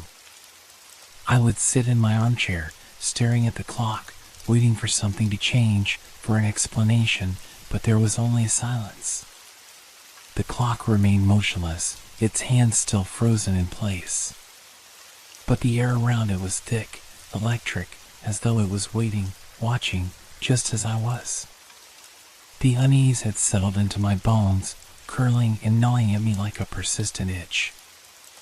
I could feel it, the presence of something else in my house, something beyond the normal, something older than time itself. I tried to tell myself it was just my imagination, that the clock was an old artifact, its strange design and lack of hands making it seem unnervingly otherworldly. But deep down, I knew better. There were moments when I would glance at the clock and it would seem different. The shadows around it would shift, almost imperceptibly, but enough for my mind to register the change. Sometimes, I would swear I heard a faint ticking sound echoing from somewhere deep within the clock, as if time itself were trying to break free. I couldn't escape it. I tried to leave the house once, to get away from the oppressive atmosphere that had settled in. But the moment I stepped outside, everything felt wrong. The street in front of my house, the same street I had walked 100 times before, seemed unfamiliar. The houses were all there, but the air was thick, heavy with a sense of foreboding. The trees along the sidewalk looked too tall, their branches twisting into strange shapes, casting long, distorted shadows. I could feel the clock's pull, even from outside. It was as if the very walls of the house were pulling at me, demanding that I return. I didn't know how I knew this, but I felt it deep in my gut, like an invisible thread tied around my chest. I couldn't stay out there for long. I turned and hurried back into the house, my steps frantic as I approached the front door. The moment I stepped over the threshold, a sense of relief washed over me, as if I had returned to a place I couldn't leave. The clock, still sitting there in the living room, was waiting for me. It had never stopped watching. And then, that night, the dreams began. They were vivid, terrifying dreams that seemed to stretch on forever, blending reality with nightmare. I would find myself standing in front of the clock, watching its hands spin faster and faster until they were a blur. The walls around me would start to warp and twist, the room stretching impossibly long, and I would hear the ticking, louder, more insistent, growing faster, faster, until it was all I could hear. Sometimes, I would reach out, desperate to stop it, to make the clock stop. But no matter how hard I tried, my hand would pass right through it, as if the clock wasn't even there. The ticking would continue, driving me mad, filling my head with a terrible pressure, an overwhelming sense that something terrible was coming. And then I would wake up. Or at least, I thought I would. But each time I woke, the world felt slightly different. It was as if the line between the dream and reality was blurring, as though the dream world was bleeding into my waking life. Sometimes I would find objects out of place, my shoes moved from where I left them, or the curtains drawn back in a way I was certain I hadn't done. I couldn't trust myself anymore. I couldn't trust time. I started to fear the clock more than I feared anything else. But I also couldn't seem to escape it. I was tethered to it, bound to it in some way I couldn't explain. The more I fought against it, the more it seemed to take control, to distort everything around me. The house felt like it was changing, becoming something other than what I remembered. One night, unable to sleep, I found myself standing in front of the clock again, my hands trembling as I reached out to touch it. The moment my fingers brushed against the cold glass, a surge of energy shot through me, and I felt my entire body jerk as if I were being pulled into the clock itself. The room seemed to fold in on itself. The walls stretched and shifted, the floor tilting beneath my feet. I could hear the ticking now, louder than ever, growing into an unbearable roar. And then, suddenly, it stopped. Silence. I stood in darkness, unsure of where I was. My breath caught in my throat as I slowly turned in place. I was still in my living room, but it felt different. The furniture was all wrong, the walls seemed too close, and the air was thick, heavy with the weight of time itself. And then, I saw it. In the far corner of the room, a figure stood. It was tall, dark, and featureless, its shape a shadow among shadows. I couldn't make out its face, but I could feel its eyes on me, watching, waiting. I tried to speak, but no words came. I opened my mouth, but nothing. The air was suffocating, the pressure unbearable. The figure didn't move, didn't blink, it simply stood there, waiting. I backed away, my heart hammering in my chest. But the figure didn't follow. It stayed in the corner, just out of reach, its presence heavy and all-encompassing. I couldn't tear my eyes away from it. I was trapped. Trapped in a room with no escape. And then, from the depths of the darkness, I heard a voice. A voice that wasn't mine. You cannot outrun time. I wanted to scream, but no sound escaped my lips. I was frozen, paralyzed by the figure's presence. The clock. It had done this. It had twisted time, bent it until nothing was real anymore. And as I stood there, in that suffocating silence, I realized something terrifying. I was no longer sure if I was in my own house, if I was even in the present anymore. Time had unraveled, and I had been caught in its web. And there was no going back.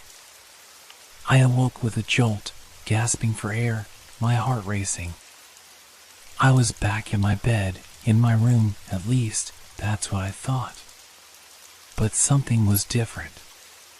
The atmosphere was heavier, colder. The light that filtered through the blinds was dim and strange, like it came from a source I couldn't see. The clock on my nightstand, the one that had started all this madness, was gone. In its place, a different clock had appeared. One that was unfamiliar, old, and cracked. It didn't have any hands, just like the first one. The face was shattered, its glass reflecting my own wide eyes back at me. My breath hitched in my chest. It had moved while I was asleep, or maybe it had never been there to begin with. I couldn't remember when it had happened. Was I still dreaming? Had I ever truly woken up? I didn't know. The room felt too real, too solid to be a dream, yet it wasn't entirely familiar either. The furniture, the shelves, even the way the air smelled, everything seemed off. I staggered out of bed, my legs weak beneath me. My feet met the cold floor with a muffled thud. My mind was still reeling, still trying to grasp the nightmare I had just escaped. But there was no escape. As I made my way to the kitchen, I couldn't shake the feeling that I was being watched. The silence around me pressed in, suffocating, as though the house itself was holding its breath, waiting for something. The soft creak of the floorboards beneath my weight was the only sound I could hear, sharp and unsettling. The clock had made its presence known. It was more than just a timepiece now. It had become a force, a pull that I couldn't explain. And now, it was in every corner of my life, in every moment, bending my perception of reality. I needed to understand what was happening. I needed to know what I had brought into my life with that damn clock. I spent hours searching through books, trying to find anything that might explain the strange happenings. But the more I searched, the more hopeless it became. There were no answers, no explanations. Time itself seemed to be slipping away faster than I could comprehend. Days turned to weeks, yet I never remembered actually living them. I tried to recall any memory, anything that could anchor me to the present.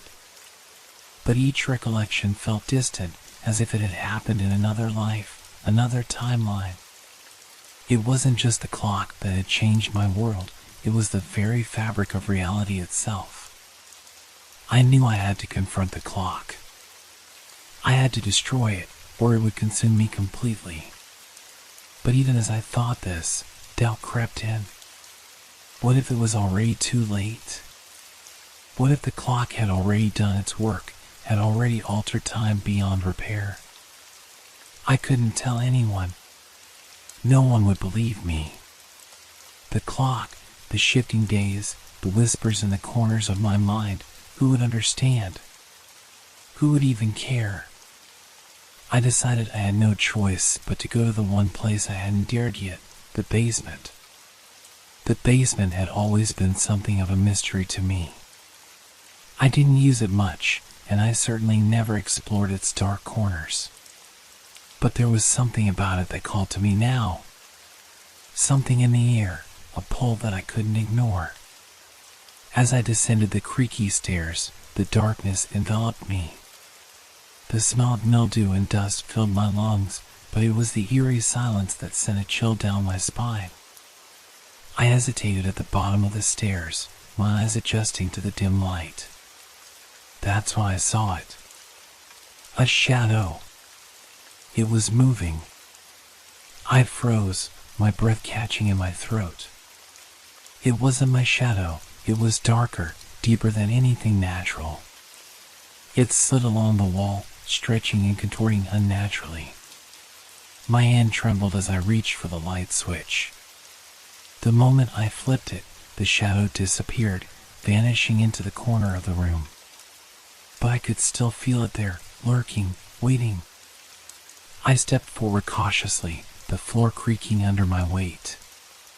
My eyes scanned the room, trying to make sense of what I was seeing. And that's when I noticed it. A small wooden box, tucked away in the far corner, half buried beneath piles of old books and discarded furniture. The box was intricately carved, its surface worn smooth by time. It didn't belong here, it had never been here before. I approached it, my hand shaking as I lifted the lid. Inside was another clock. Smaller, but identical in design to the one I had brought home. This wasn't just a clock. It was part of something bigger, something ancient. And I had no idea what I had stumbled into. I picked it up, the cold weight of it sending a shiver up my spine. As I held it, I could feel the tick.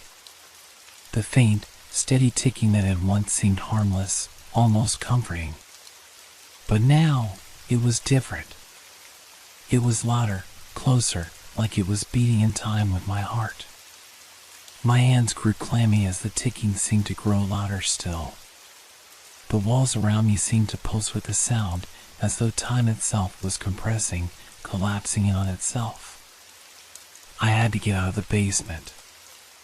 I had to leave this place before the clock consumed me completely. But the moment I turned to leave, I felt a presence behind me. Something cold. something not quite human. The air grew thick, suffocating, as if the very room was closing in on me. I spun around. There was nothing there. Nothing but the shadow in the corner. The same shadow I had seen earlier. But now, it was different. It was no longer just a shadow. It was a figure. It stood, tall and motionless, its form shrouded in darkness. I couldn't make out its face, but I could feel its eyes on me, boring into my very soul. The ticking was deafening now, the sound rattling my brain, drowning out everything else. The figure stepped forward, its movements slow, deliberate. And then it spoke.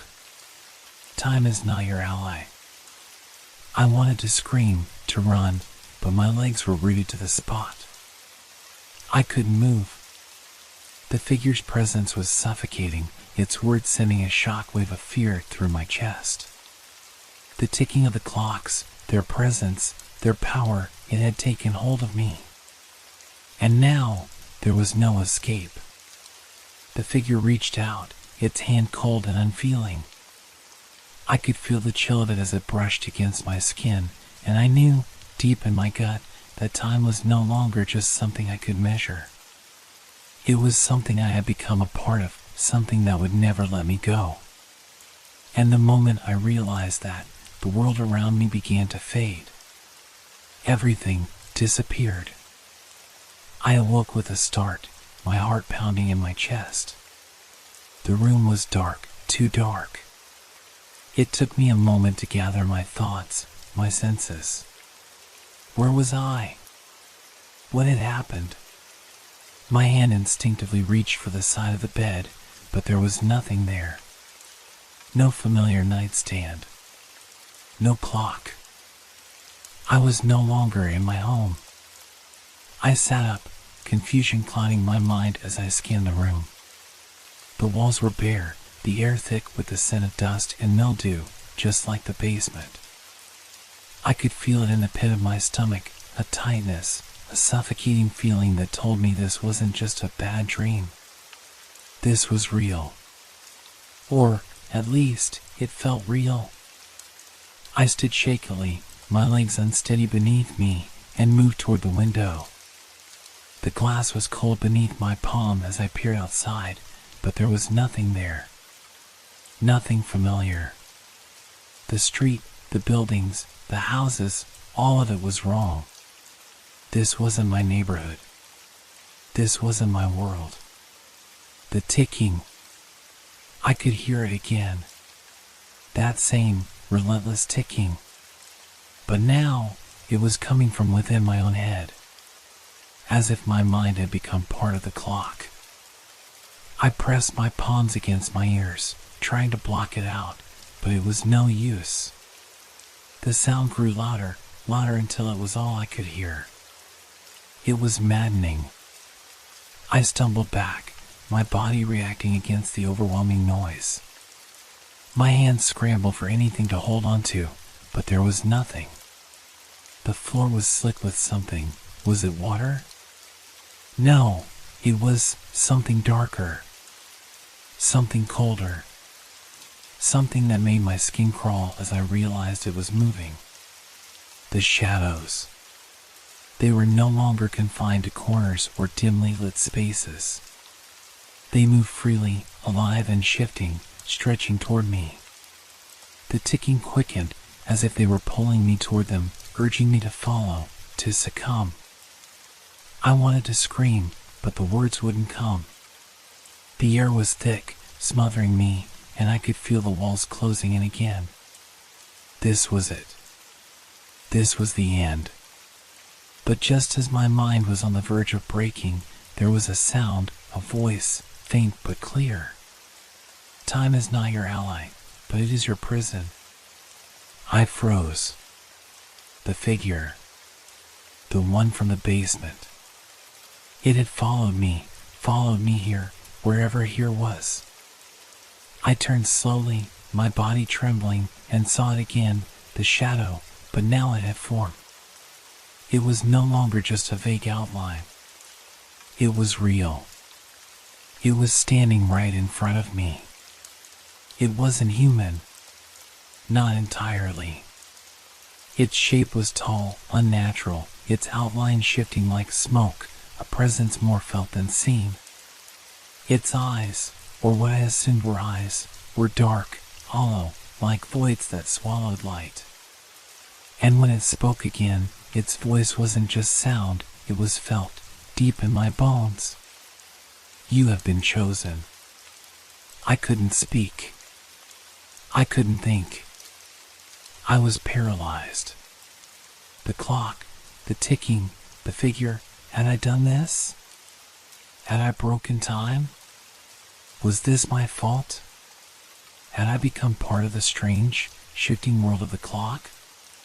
The figure took a step forward, its cold, shadowy hand reaching toward me. I tried to step back, but my body wouldn't obey. I was frozen in place, my mind screaming for release, but it was as if time had stopped for me, trapped in a moment I could never escape. The clock does not move, but it moves you, the figure whispered, its voice curling around me like a snake. You are part of it now. A moment lost to time. Forever. The darkness closed in. The walls, the floor, the air, it was all wrong. It was shifting, slipping, like sand in an hourglass. And no matter how hard I fought, no matter how much I begged for escape, I knew I had already lost. I had become part of something far bigger than I had ever imagined, something beyond my comprehension. And as I stood there, held in place by the unrelenting pull of the clock and its strange, shadowy servant, I realized the truth. I wasn't just trapped in a moment. I was lost in time. Forever. And that was how it ended. The ticking continued, echoing in my ears, drowning everything else out, until I couldn't remember if I had ever truly existed. Until I became a part of the silence, the void, the endless turning of the clock's gears. The end was only the beginning. It was the sound that woke me up. A faint, unsettling noise in the dead of night. A soft scratching at first, like something dragging across the floor. It didn't make sense.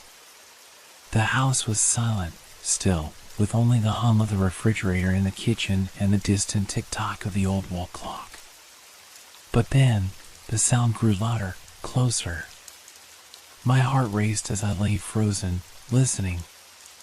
Was it the wind? The pipes? A mouse, maybe? I wasn't sure. But the longer I listened, the more it felt wrong. Something wasn't right.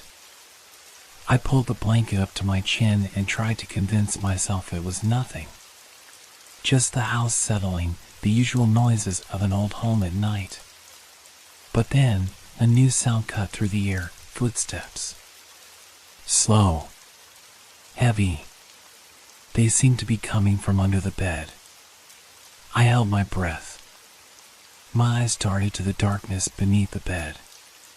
The thick, heavy darkness that had always felt like a safe, unreachable place. But tonight, it was different. It felt like something was waiting for me. I sat up, my muscles stiff and reluctant, and swung my legs over the side of the bed. My feet hit the cold floor with a soft thud. The sound of the footsteps stopped, but the silence that followed was worse. It was the kind of silence that pressed in on you, that made you feel like you were suffocating. I slowly bent down, my hand reaching out toward the edge of the bed.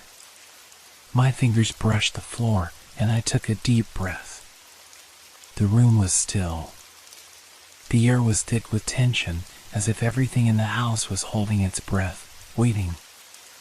I glanced nervously around the room, my eyes falling on the shadows that seemed to shift and stretch, as though they were alive. And then, I heard it again. A faint scraping sound. It came from beneath the bed. I couldn't help myself. I had to look. I knelt down and slowly, cautiously, peeked under the bed. At first, all I could see was the dark emptiness. The old dust bunnies and a forgotten sock, just like any other night. But then, my eyes caught something, a shape, a shadow, moving. I froze.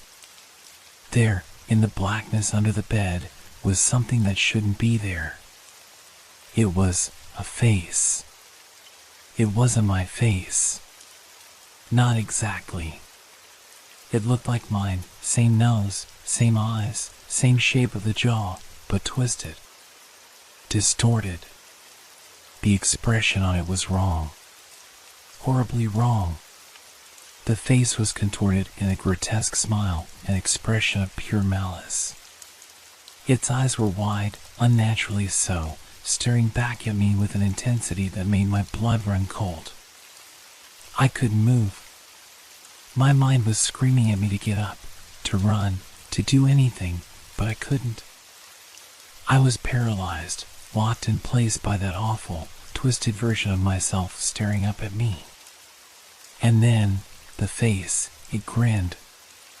Slowly. As if it was enjoying my terror. I backed away, my breath quick and shallow, trying to pull myself out of the trance I was in. But my eyes couldn't leave it. I couldn't stop looking at that horrid smile, that unblinking stare. The scraping sound came again, and this time it wasn't just beneath the bed. It was all around me. It was as if something was crawling out of the shadows, something that wasn't supposed to exist. I stumbled backward, my feet tangled in the blanket, and I fell to the floor with a thud. My heart was hammering in my chest, my hands shaking uncontrollably as I pushed myself up and looked around the room. The air felt thick, oppressive. The walls seemed to close in on me, the darkness pressing in from all sides. I needed to get out. I needed to leave the room.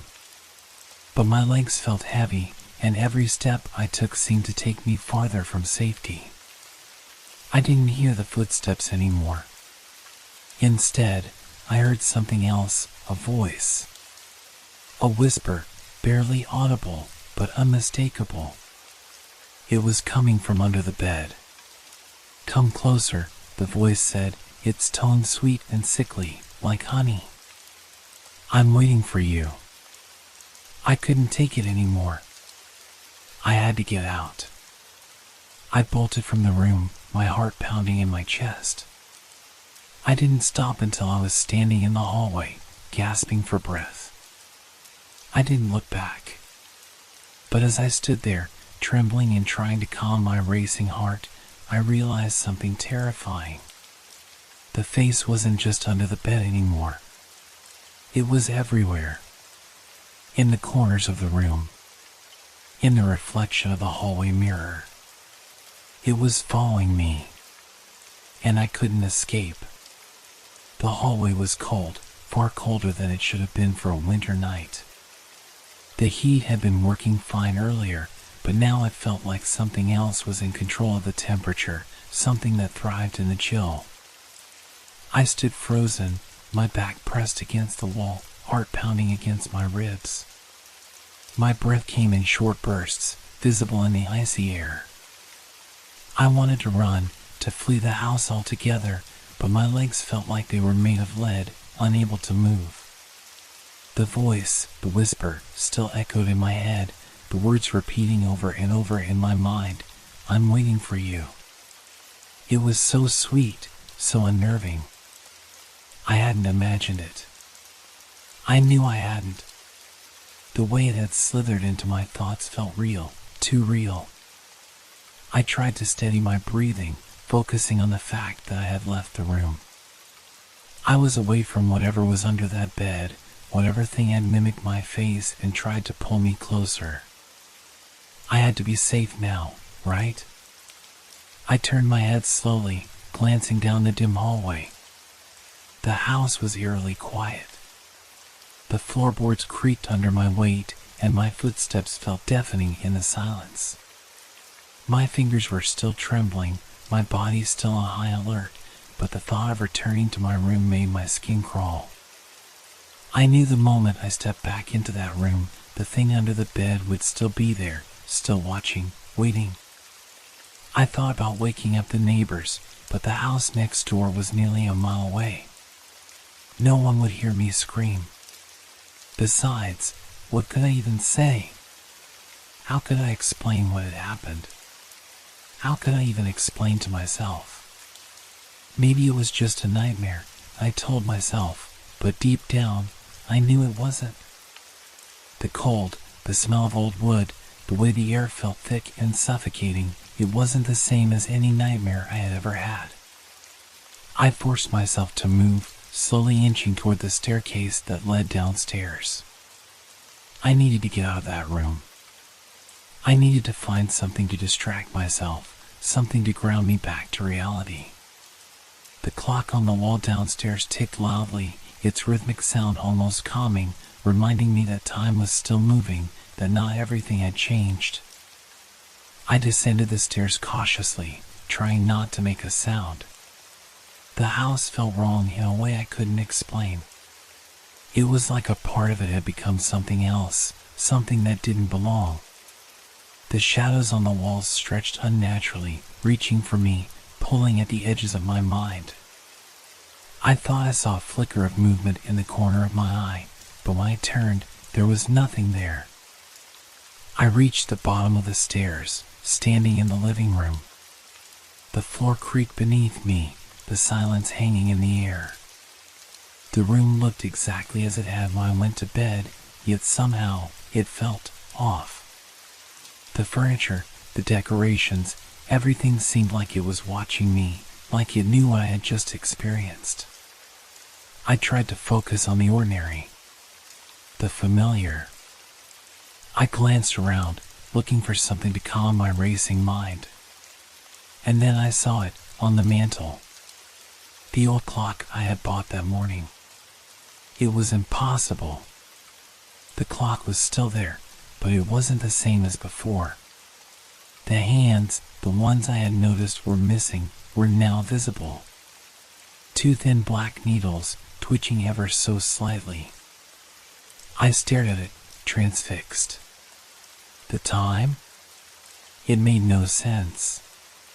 The hands didn't move in the usual way. They didn't tick. They twisted, jerking forward and backward, as if fighting against the natural flow of time. The clock was spinning in erratic movements, and I couldn't tear my eyes away from it. Suddenly, I felt it again, the pull. The heavy sensation in the pit of my stomach, the suffocating pressure of something being just out of reach, something watching, waiting for the right moment. And then, I heard it. A sound, so faint at first I thought it was a figment of my imagination. A scraping noise, like nails against wood. It came from upstairs, from my bedroom. I froze. My heart skipped a beat. The sound was growing louder. Closer.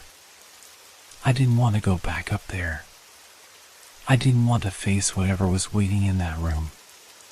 But I couldn't stay down here, not with the clock turning on its own and that sound getting nearer, closer, until I could almost hear breathing. I grabbed the edge of the staircase railing, my knuckles white from gripping it too hard, and began to climb, step by slow step. Each creak of the floorboards under my feet was like a hammer striking against the silence. When I reached the top of the stairs, I hesitated. My eyes flickered down the hallway to my bedroom door. It was ajar, just a little, as if inviting me in. As if it knew I was coming. The scraping sound was louder now, almost rhythmic. It sounded like nails scraping against wood, but it also felt like someone, was trying to climb the walls. I couldn't tell which way the sound was coming from anymore, or if it was just inside my head, but I had to find out. I had to face it. I took a deep breath, pushing the door open. My heartbeat thudded in my ears, each pulse growing louder, faster. The room was still, and at first, I thought I had imagined the noise. But then, I saw it. There, in the far corner, just under the edge of the bed, the shadows shifted. It was there. The face. Only this time, it wasn't just watching me. It was moving. It was slowly rising from the floor, its twisted grin widening as it began to crawl out from the shadows beneath the bed. I tried to scream, but my voice caught in my throat. My body wouldn't move. It was coming for me. I couldn't breathe. My lungs were frozen, my body paralyzed by fear as I watched that thing, my face, crawl out from under the bed. It wasn't a perfect replica. The eyes were wrong, dark and hollow, and the twisted smile it wore stretched far too wide, like it was trying to swallow everything in the room. Every movement it made was unnaturally slow, deliberate, like it was savoring the moment, savoring my terror. I stumbled backward, my feet slipping on the floor, but I couldn't look away. The figure rose to its full height, still crouched, still wearing that awful expression that was so eerily familiar, yet foreign at the same time. I could hear its breathing now, ragged, heavy, filling the silence of the room. It sounded like it was breathing in my ear, and that's when I realized this thing, this creature, was me. No, it wasn't me. It couldn't be. But the longer I stared, the more my mind began to warp the truth. The more the boundaries of reality seemed to fade until I didn't know what was real anymore. Was I looking at myself, or had I been replaced? The thing's head tilted, as if it was trying to understand me.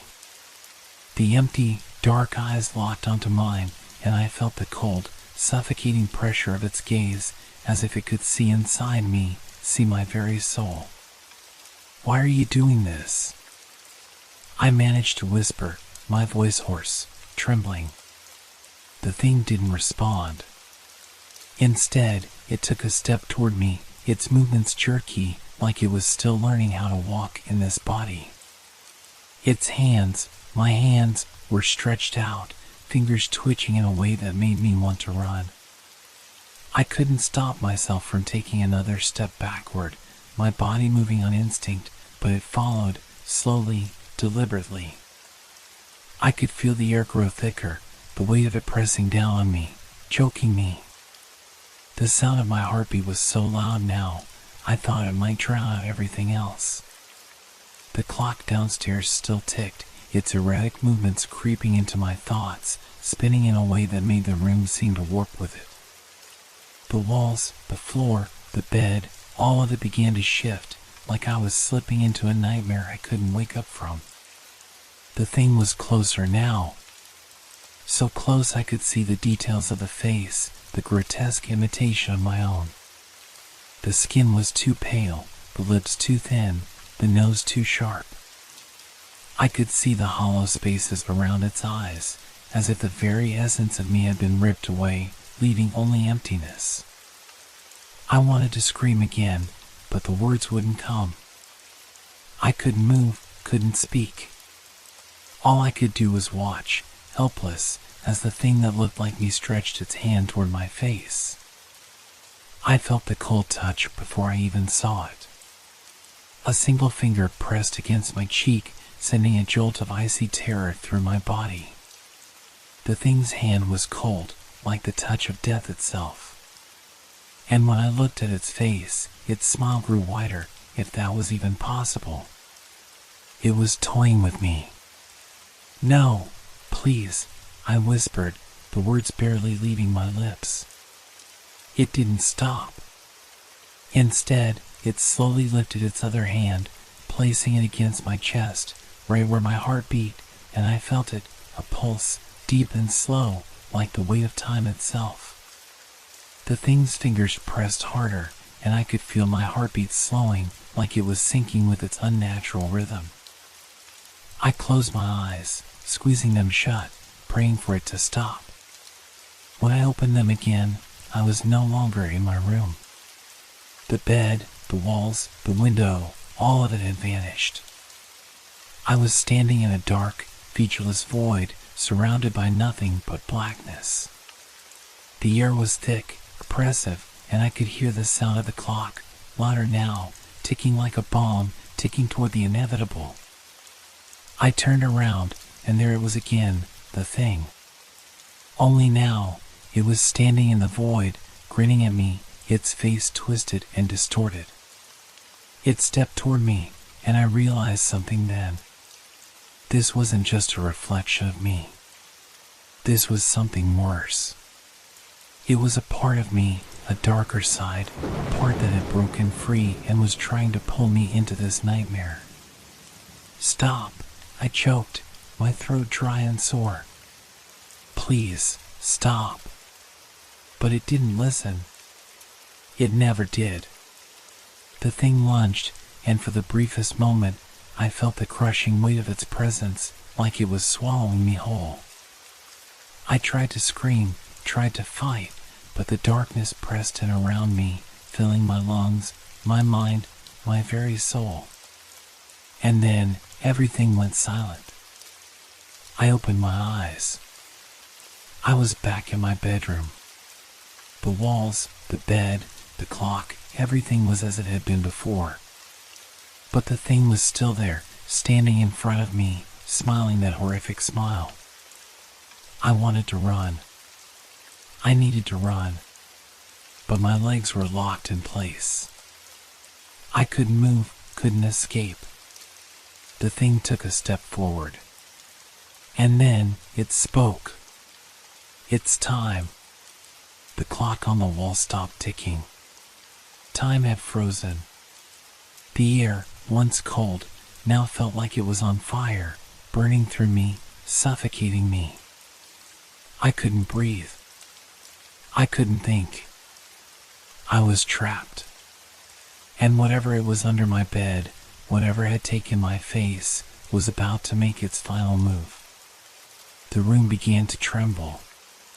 The walls felt like they were closing in, and I could hear the faintest sound, like the scrape of something sharp against wood. The thing, the version of me that stood in front of me, its grotesque grin widening, didn't move. It simply watched, patiently, as though it had all the time in the world. I couldn't move. My legs felt numb, my arms were frozen by the terror coursing through me. The air around me was thick, suffocating, and the silence felt more deafening than any sound could. I glanced at the clock, which had gone silent, its hands frozen at 2:47.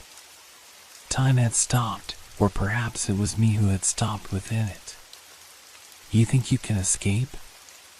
The voice, my voice, whispered, low and guttural. I could barely register what it said. My mind was spinning, trying to comprehend what was happening. This thing, this reflection of me, had taken the form of my worst nightmare. It wasn't just my face, it was my thoughts, my fears, my darkness. Everything I had buried deep inside was now standing before me, forcing its way into my reality. I took a tentative step back, but the thing mirrored me, its eyes following every movement. My chest tightened, and I could feel the weight of its stare pressing into me. It wasn't just looking at me, it was inside me, tearing apart my mind piece by piece. Suddenly, I heard a sound, a soft scraping under the bed. The noise sent a cold shiver down my spine. For a moment, I thought maybe, just maybe, the thing under the bed would finally show itself, reveal its true form. But I didn't dare look. My heart pounded harder with every passing second. The thing in front of me leaned closer, the smile stretching even wider until its lips almost touched my ear. "You can't hide from what you've done." What had I done? I didn't understand. The room felt like it was closing in tighter and tighter, my thoughts scattering. The whispers in my mind grew louder, each one more insistent than the last. My eyes darted to the bed, and I saw it again, the shadowy figure shifting beneath the frame. It was waiting. My breath caught in my throat. Was this it? Was this what I had been running from all this time? A reflection of myself? A shadow, a darker side that I could no longer escape? Before I could even think, the thing in front of me spoke again. This time, its voice wasn't just my own, it was something darker, something that came from the very core of my being. It's your turn. And in that moment, I realized the truth. The thing under the bed wasn't just trying to take my place, it had already been doing so. The time that had been lost, the moments that had slipped through my fingers, had been stolen from me, piece by piece, every time I looked away from my own fears. Every time I allowed myself to ignore the darkness inside. I felt it then, a chill creeping down my spine, creeping inside me. I wasn't just trapped in this room, I was trapped in my own mind, a prisoner to the thing I had ignored for so long. The room began to shake harder now. The bed rattled violently, and I heard the scraping under it grow louder, as if whatever was lurking beneath was coming closer. Closer to me. My legs finally found strength to move, and I turned to run. But it was too late. The thing under the bed surged forward with unnatural speed, its hand reaching out, fingers grasping for me. In a frantic panic, I swung around and tried to push it away, but my hand went right through it, like it wasn't even there. And then, everything stopped. The room went silent. Too silent. My chest heaved as I tried to regain control of my breathing, but nothing made sense anymore. The figure standing before me, the one that had been my reflection, stood completely still. Its grin remained, but its eyes, those empty, hollow eyes, had turned into black voids, sucking the light out of the room. A thought surged through my mind, clear and strong. It wants me to surrender. But how could I?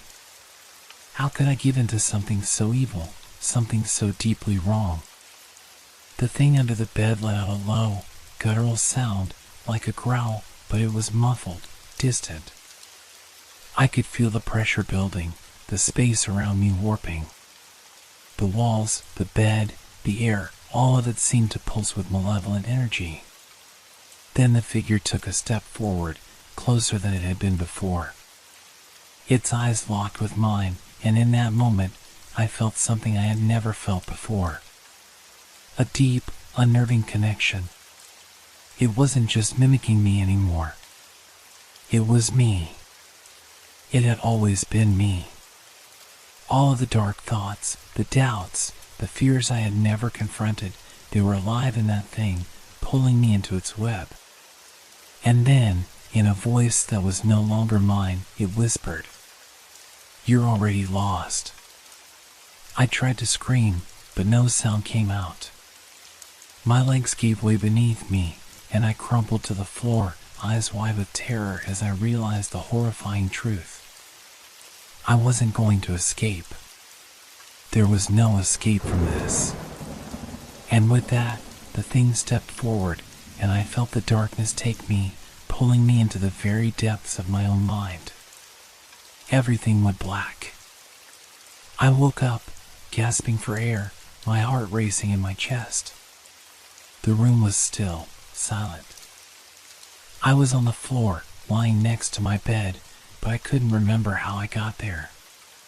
My hands trembled as I pushed myself up, glancing around in panic. It was the same room, the same bed, but it didn't feel the same anymore. The air felt heavier, thick with something I couldn't name. The shadows in the corners of the room seemed deeper, as though they were waiting for something to emerge. My eyes darted to the bed. There was nothing under it. No figure, no movement. But the air, it felt wrong. I took a hesitant step towards the edge, my breath catching in my throat. I knelt down slowly, dreading what I might find. My fingers brushed against the cold wooden floor as I peered under the bed. There was nothing. Nothing but dust and the faintest outline of where something had been. But I knew it hadn't gone away. It had never left. I stood up, my mind spinning with fragments of what had just happened. The thing, whatever it was, had taken control of me. It had been inside me all along. And now, the room, my home, my life, felt like a twisted version of itself. I wasn't sure what was real anymore. What if I was still trapped? What if I had never escaped? The sound of a clock ticking caught my attention. I froze. The time had shifted, but the hands on the clock remained frozen at 2:47. The same time it had been before, the same time when everything started. It was as if time itself had refused to move forward, keeping me locked in this endless loop. I turned to the mirror across the room, my reflection staring back at me. But this time, I wasn't just looking at myself. I was looking at it. The version of me that had been under the bed, that had taken over, was staring back with that same horrific grin. Its eyes were hollow, black holes, and its smile was too wide, too unsettling. "You're still here," it whispered. "You can't run from me." I took a step back, my heart pounding in my chest. Sweat dripped down my face. My hand instinctively went to my throat, and I gasped as I felt the coldness there, like ice inside me. "You've been living in my shadow all along," the thing in the mirror continued, its voice echoing in my mind. "You think you're free, but you're not. You're me. You're always me." I stumbled back, disoriented. The walls seemed to pulse, breathing with a life of their own.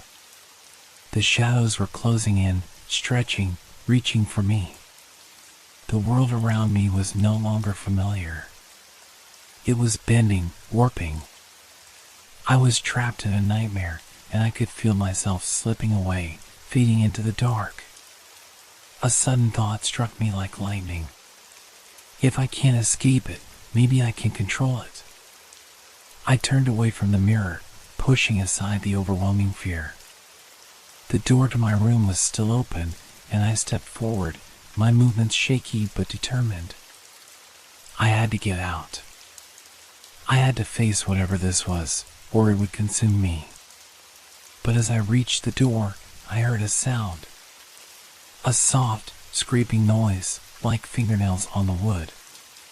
It was coming from under the bed.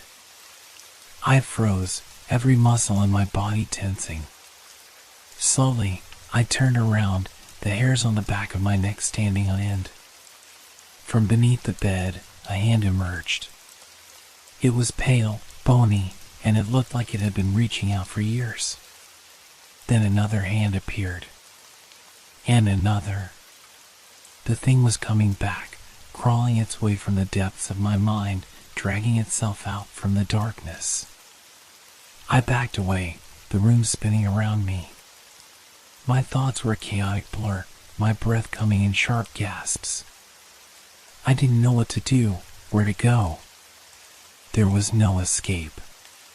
The darkness had me, and I had no choice but to face it. But then, as if the world had heard my silent cry, everything went still. The hands under the bed stopped moving. The shadows stopped stretching. The mirror reflected nothing. The clock stopped ticking.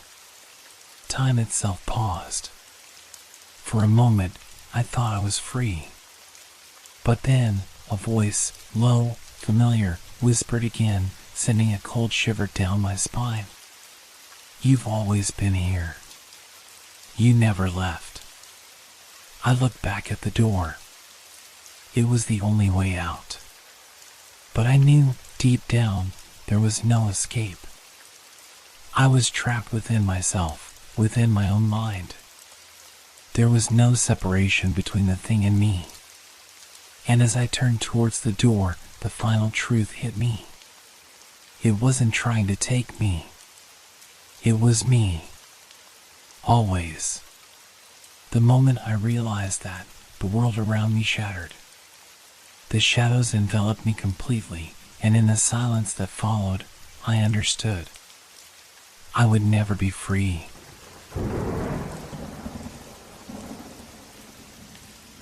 It started with a simple letter. Or at least, that's how it appeared at first. The envelope was plain, yellowed with age, and there was no return address. My name, written in neat, elegant handwriting, was the only thing on the front. At first, I thought it was just some junk mail, an advertisement, or maybe a mistake. I was wrong. The letter itself was strange. Inside, there was no greeting, no explanation, just a short, cryptic description of a place I had never been. It was a small town, somewhere in the mountains, with a name I couldn't recognize. The letter detailed a narrow street lined with dark, crumbling houses, their windows all boarded up, as though no one had lived there in decades. The town was described as quiet, almost too quiet. In the corner, the words "Don't come here" were hastily scribbled, as though the person writing the letter was trying to warn me. But why? I stared at the letter for a long time, a cold chill creeping down my spine. Who would send such a thing?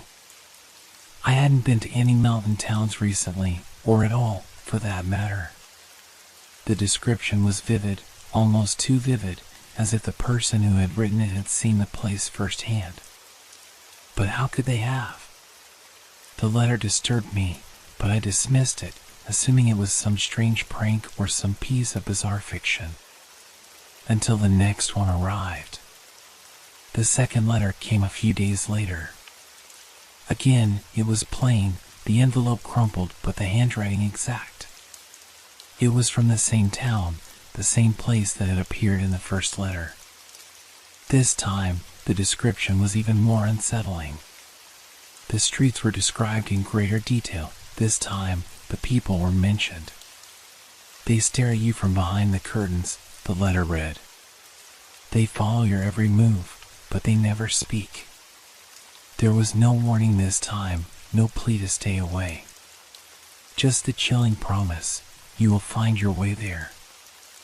I didn't know what to think. I was starting to feel like I was losing my grip on reality. How could this person know about me? How could they know that I had been struggling with loneliness, that I had been wandering aimlessly through life for months now? Why was I so drawn to these letters, to this town that didn't exist? Despite my doubts, despite my instincts screaming at me to ignore it, I couldn't. I couldn't stop reading them. Each new letter, more disturbing than the last, began to paint a picture of a place so real, so detailed, that it almost seemed like it was calling to me. And then came the final letter. The handwriting was different this time. The letters were slanted, the words hurried, frantic, as though written by someone on the edge of their sanity. The message was short and to the point: if you don't go, it will come to you. I felt my heart stop. What did that mean? What could it mean? Was it some sort of threat? And yet, I felt a strange compulsion to go. There was no turning back.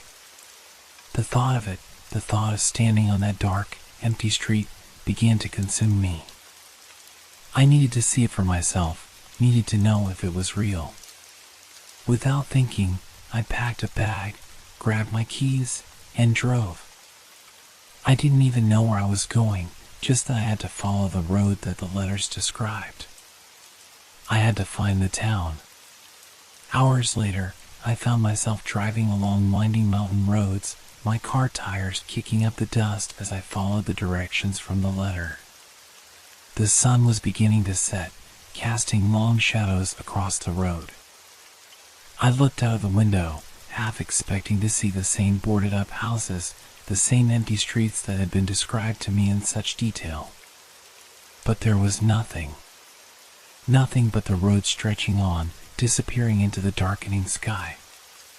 And then, just as I was about to give up, I saw it. A sign, half hidden in the trees, with a name I couldn't read in the fading light. The hairs on the back of my neck stood up. I was here. I had arrived. I parked the car, my heart pounding in my chest. The air felt thick, heavier than I was used to. It was too quiet. No birds, no insects, just an eerie, suffocating silence. I could hear my own breath, shallow and fast. I stepped out of the car, my feet crunching on the gravel beneath me. The road ahead was dark, but there were faint outlines of buildings on either side. I could see the town. It was exactly as it had been described. Narrow streets, dark houses with boarded-up windows, abandoned and lifeless. There was no one here. Not a soul. But then I heard something. A sound, a low rustling, almost like whispers, coming from one of the houses. I turned toward the noise, my body frozen with fear. Something wasn't right.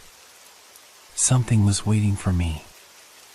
I took a few steps forward, the weight of my decision starting to settle in my gut. I should leave, I thought. I should turn around and go back. But I didn't. I took another step. And then another. And then I saw it. A figure standing in the doorway of one of the houses. It was tall, shadowy, and unmoving. I couldn't make out its face, but I knew it was watching me. I could feel its eyes on me, cold and empty, like it was waiting for something. I stood there, my heart pounding, my breath caught in my throat. The letters had been right. I was not alone. And that was just the beginning. I froze. The figure in the doorway didn't move, didn't make a sound. But I could feel its presence, heavy and oppressive, pulling me toward it as if it was drawing me into its web. My feet were rooted to the gravel, my mind racing, but my body refused to obey.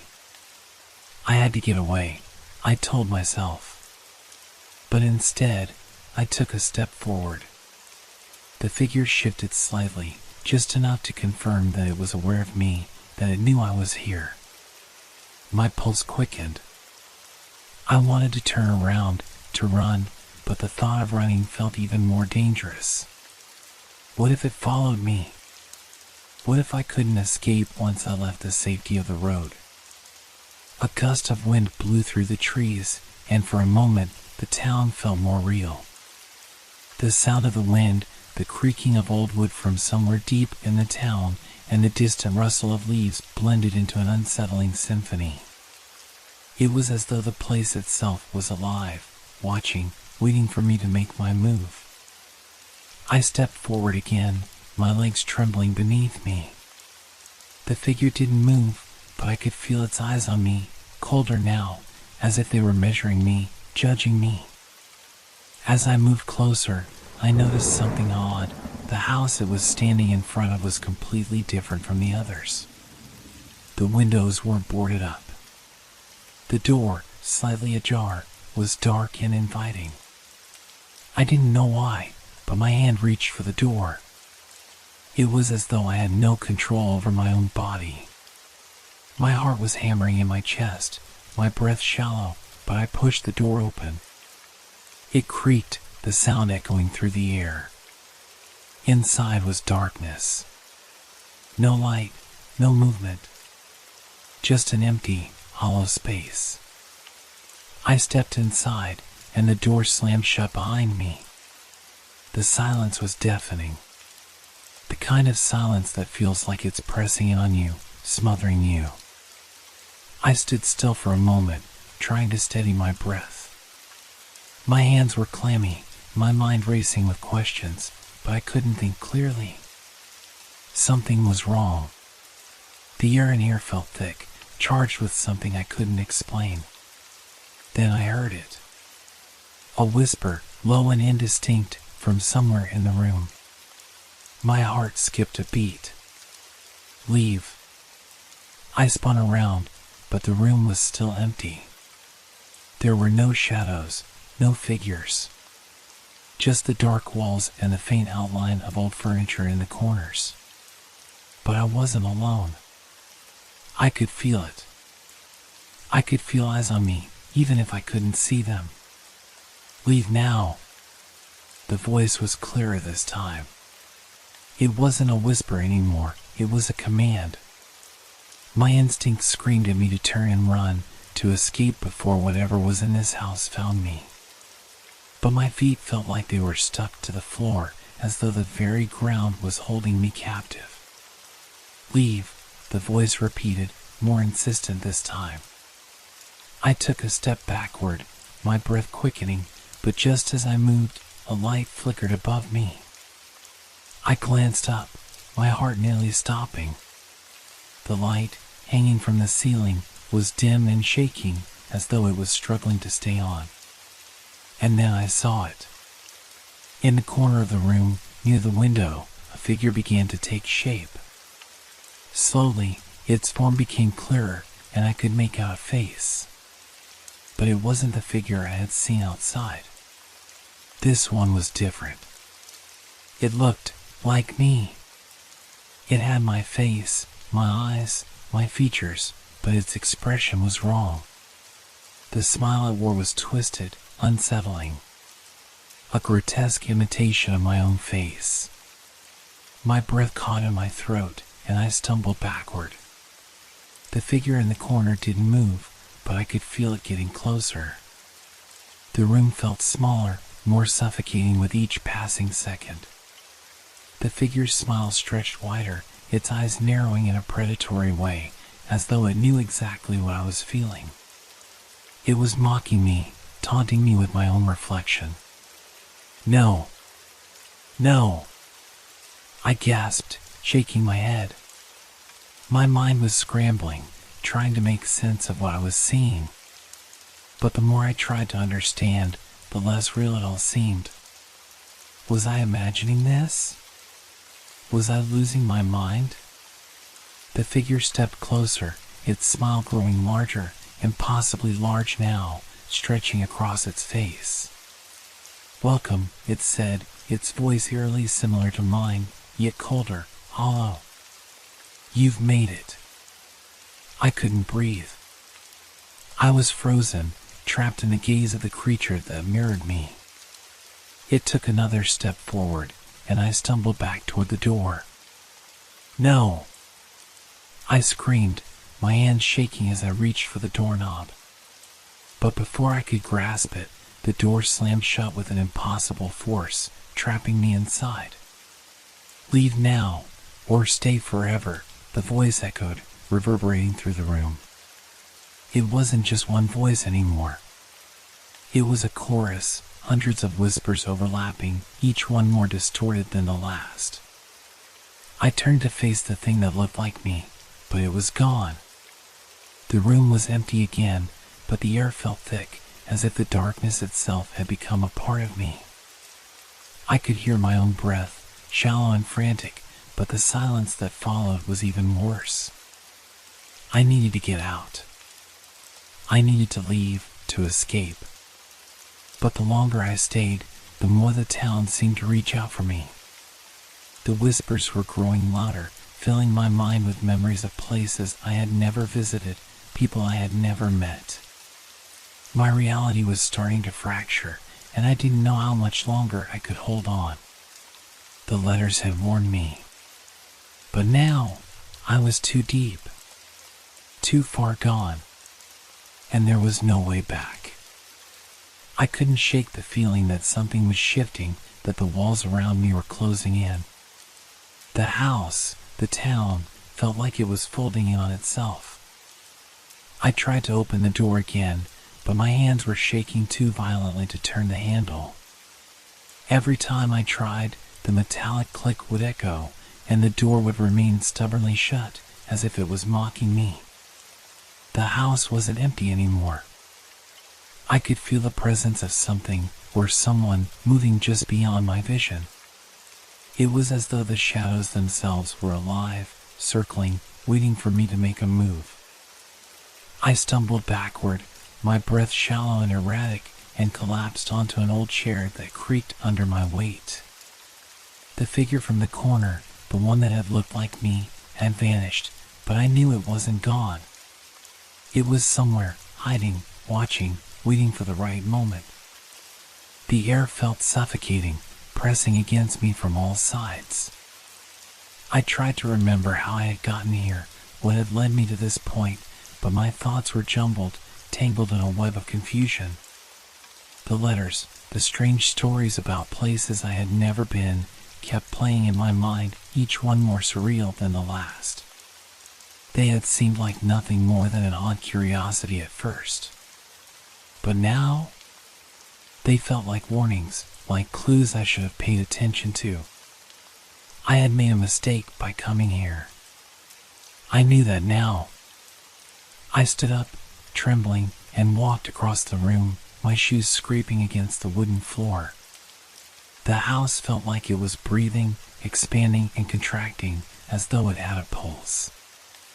I could hear soft whispers again, but this time they were different. They weren't words. Just sounds.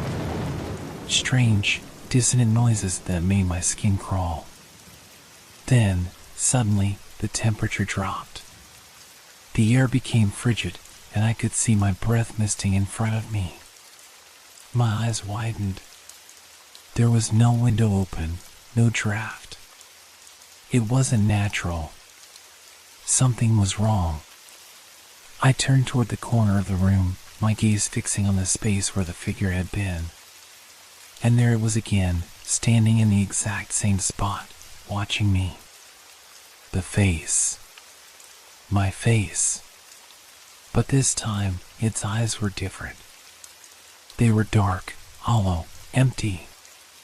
The twisted smile from before was gone, replaced by something far more unsettling, an expression of hunger, as if it was waiting for me to realize the truth. I couldn't breathe. The weight of its gaze was unbearable, suffocating. "You shouldn't have come," the voice said again, but it wasn't coming from the figure. No, it was coming from everywhere. The walls, the air, the floor, it was all speaking to me, in my own voice. Only it wasn't mine anymore. It was distorted, fractured, warped. Leave now, before it's too late. I stumbled backward, almost tripping over an old rug, and I felt a surge of panic rise in my chest. I needed to get out of here. I needed to leave. But as I turned toward the door again, I felt something cold brush against my shoulder. The air had shifted again, thickening, closing in around me. The whispers intensified, now louder, more insistent. They were no longer just disembodied sounds. They were voices. Real voices. They echoed in my mind, filling me with dread. The town, the house, the letters, they were all connected. I could feel it now, the pull, the undeniable force drawing me deeper into the web. I turned around to face the figure, and this time, I saw something more than just my reflection. There were others behind it. More faces, more figures, all standing in the shadows, waiting, watching. They all had my face. But their expressions were twisted in different ways. Some were smiling, others frowning, their eyes hollow and vacant. They were all me, and none of them were. "Stop!" I cried, my voice shaking, but it didn't matter. They just kept staring, their eyes following every movement, every breath I took. I wanted to run, but I couldn't. It was like my body had stopped responding to my commands. I was frozen in place, paralyzed by the sight of my own reflection multiplied 1,000 times over. "You can't escape," the voice said, a a twisted echo of my own. You never could. I reached for the door once more, my fingers trembling as they grazed the cold, unyielding wood. But then something happened that made my blood run cold. The door, it began to change. It warped, the edges stretching and contorting as though the wood was alive, bending, twisting into something unrecognizable. The surface rippled like liquid, and the handle vanished. I screamed, pulling away, but the walls began to close in on me. The figures, my faces, were moving now, stepping out from the shadows, surrounding me, blocking every exit.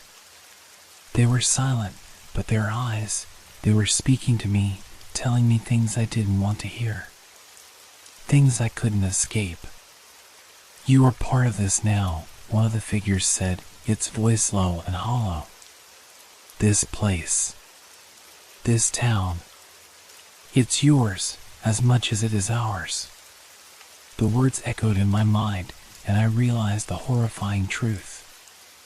The letters, the places they described, they were real. And I had been drawn here, pulled into this twisted reality, unable to break free. I backed into a corner, my eyes scanning the room desperately, searching for any way out, but there was nothing. The room, the house, the town, it had become a prison. A prison with no escape. The walls were closing in, the figures closing in, and I was left with only one thought. There was no way out. I couldn't move. I couldn't think. The figures, my faces, surrounded me, their empty eyes staring into mine, cold and unblinking. I tried to scream, to call for help, but the words stuck in my throat. It was like the air had turned thick, suffocating me, strangling any attempt at resistance. The whispers were louder now. They filled the room, vibrating the walls, the floor, the very space around me. It was as if the house itself was alive, breathing, pulsing with a life of its own. I couldn't make out the words, but I felt them. They were not meant to be understood. They were meant to break me. I wanted to look away. I wanted to run, but every part of me was frozen, locked in place by the unrelenting gaze of the figures. Their faces, my faces, shifted and morphed, their expressions twisting and distorting in ways I couldn't comprehend. Some of them smiled, their lips curling into grotesque, monstrous grins. Others frowned, their eyes filled with an incomprehensible sadness. And in between, there were those whose faces seemed to drain of any emotion, becoming blank, hollow, vacant. Each face was me, and yet none of them were.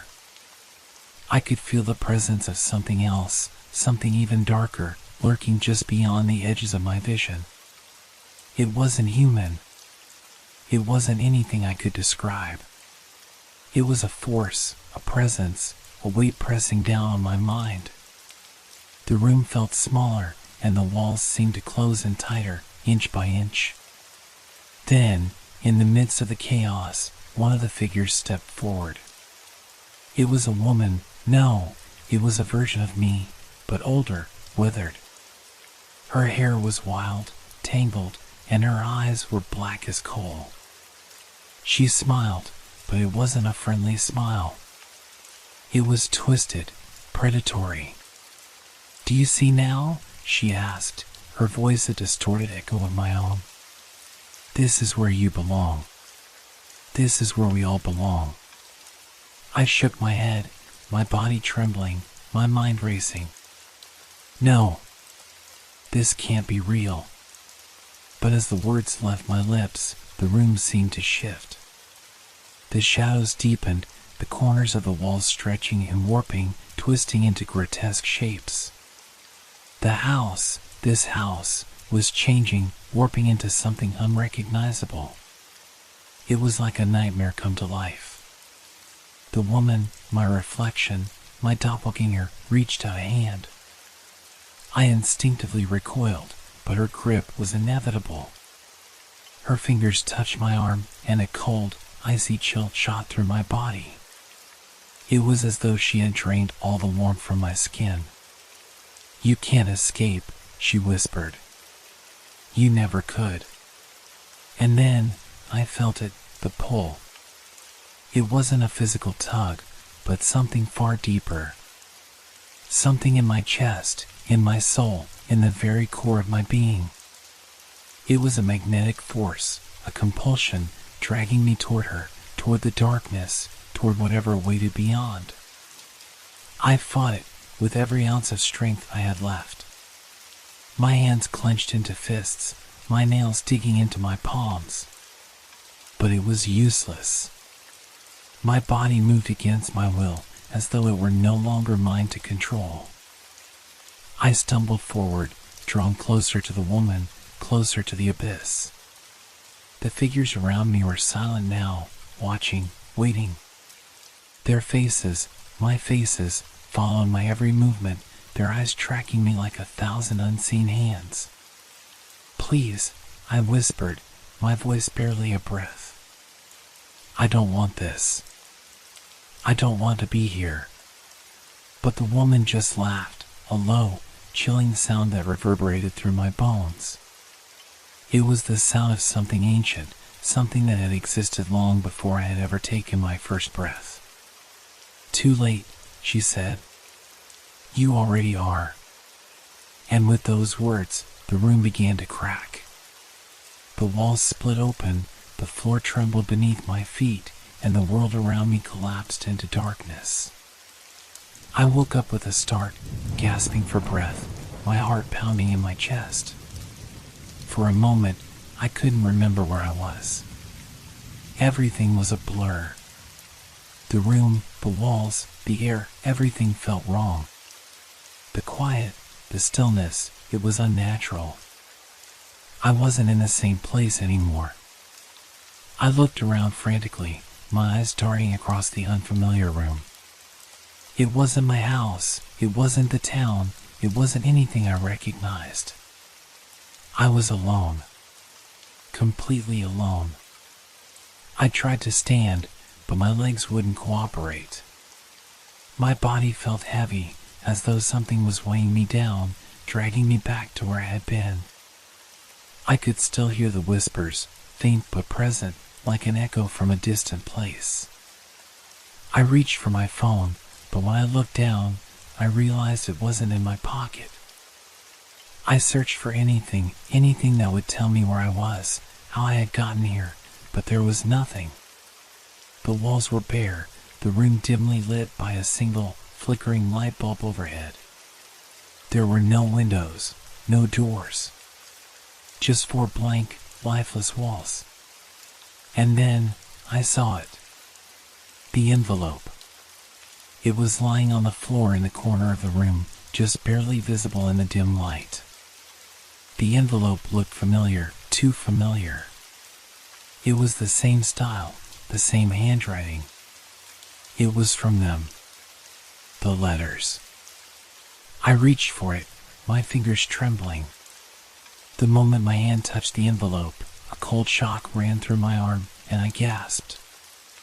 I opened it slowly, my heart pounding in my chest. The letter inside was simple, handwritten in the same twisted, jagged script I had come to fear. It read, "Welcome home." And then, beneath it, was something else. A name. My name. The name of someone who should not exist. And I realized, with growing horror, that I was not the one in control of this story anymore. I never had been. I stared at the letter, unable to comprehend the implications. My name, my full name, was scrawled on the paper in a way that sent a chill down my spine. It was as though it had been written by someone who knew me better than I knew myself. I held the letter in my trembling hands, my mind racing. How did they know me? Who were they? And what was this place? I stood up, my legs weak and unsteady. The room felt more oppressive now, the air thick with the sense of something watching me. I turned around, my eyes scanning the walls for any sign of an exit, but there was nothing. No doors. No windows. Just an endless stretch of barren, gray walls that seemed to press in on me from all sides. A sudden noise broke the silence, a low creak, followed by a soft, almost imperceptible whisper. I spun around, heart pounding, but there was nothing there. Just the same cold, empty room. I closed my eyes, trying to steady my breath. Was I losing my mind? Was this some kind of dream? No.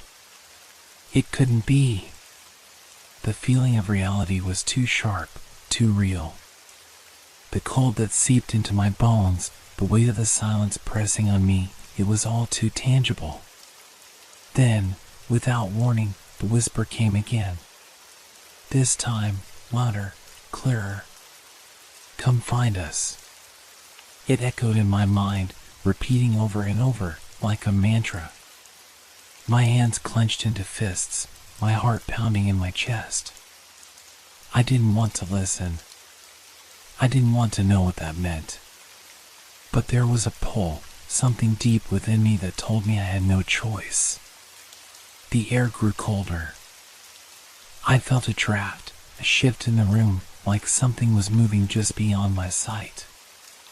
My stomach twisted into knots, and I tried to suppress the growing panic within me. I couldn't stay here. I couldn't stay in this room any longer. I turned to the wall nearest me, my eyes desperately searching for any sign of a way out. That's when I noticed it. A faint outline, barely visible against the gray wall, a door. It wasn't there a moment ago. My heart skipped a beat. I could feel my breath quickening, but I forced myself to walk toward it. My legs felt heavy, like I was wading through thick mud, but I kept moving. I had to. I had to get out. When I reached the door, I paused, my hand hovering over the handle. The whisper had stopped, but the silence was now even more suffocating, as if the world itself had held its breath, waiting for me to make the next move. I twisted the handle. It was cold to the touch, but it turned easily, as if the door had been waiting for me. I opened it slowly, dreading what I might find on the other side. The door creaked as it swung open, and I was met with darkness. A blackness so deep, so consuming, that I could see nothing beyond the threshold. My breath caught in my throat. Was this it? Was this the end? But then, I saw something, a faint flicker of light far in the distance. It was small, almost imperceptible, but it was there. I stepped forward, my feet moving on their own. The door behind me slammed shut, the sound echoing through the hollow space, but I didn't look back. I couldn't. The flickering light grew brighter as I moved closer, and soon I could make out shapes, figures moving in the dark. They were blurred at first, but as I drew nearer, the shapes began to take form. People. Faces. But they weren't like any faces I had ever seen before.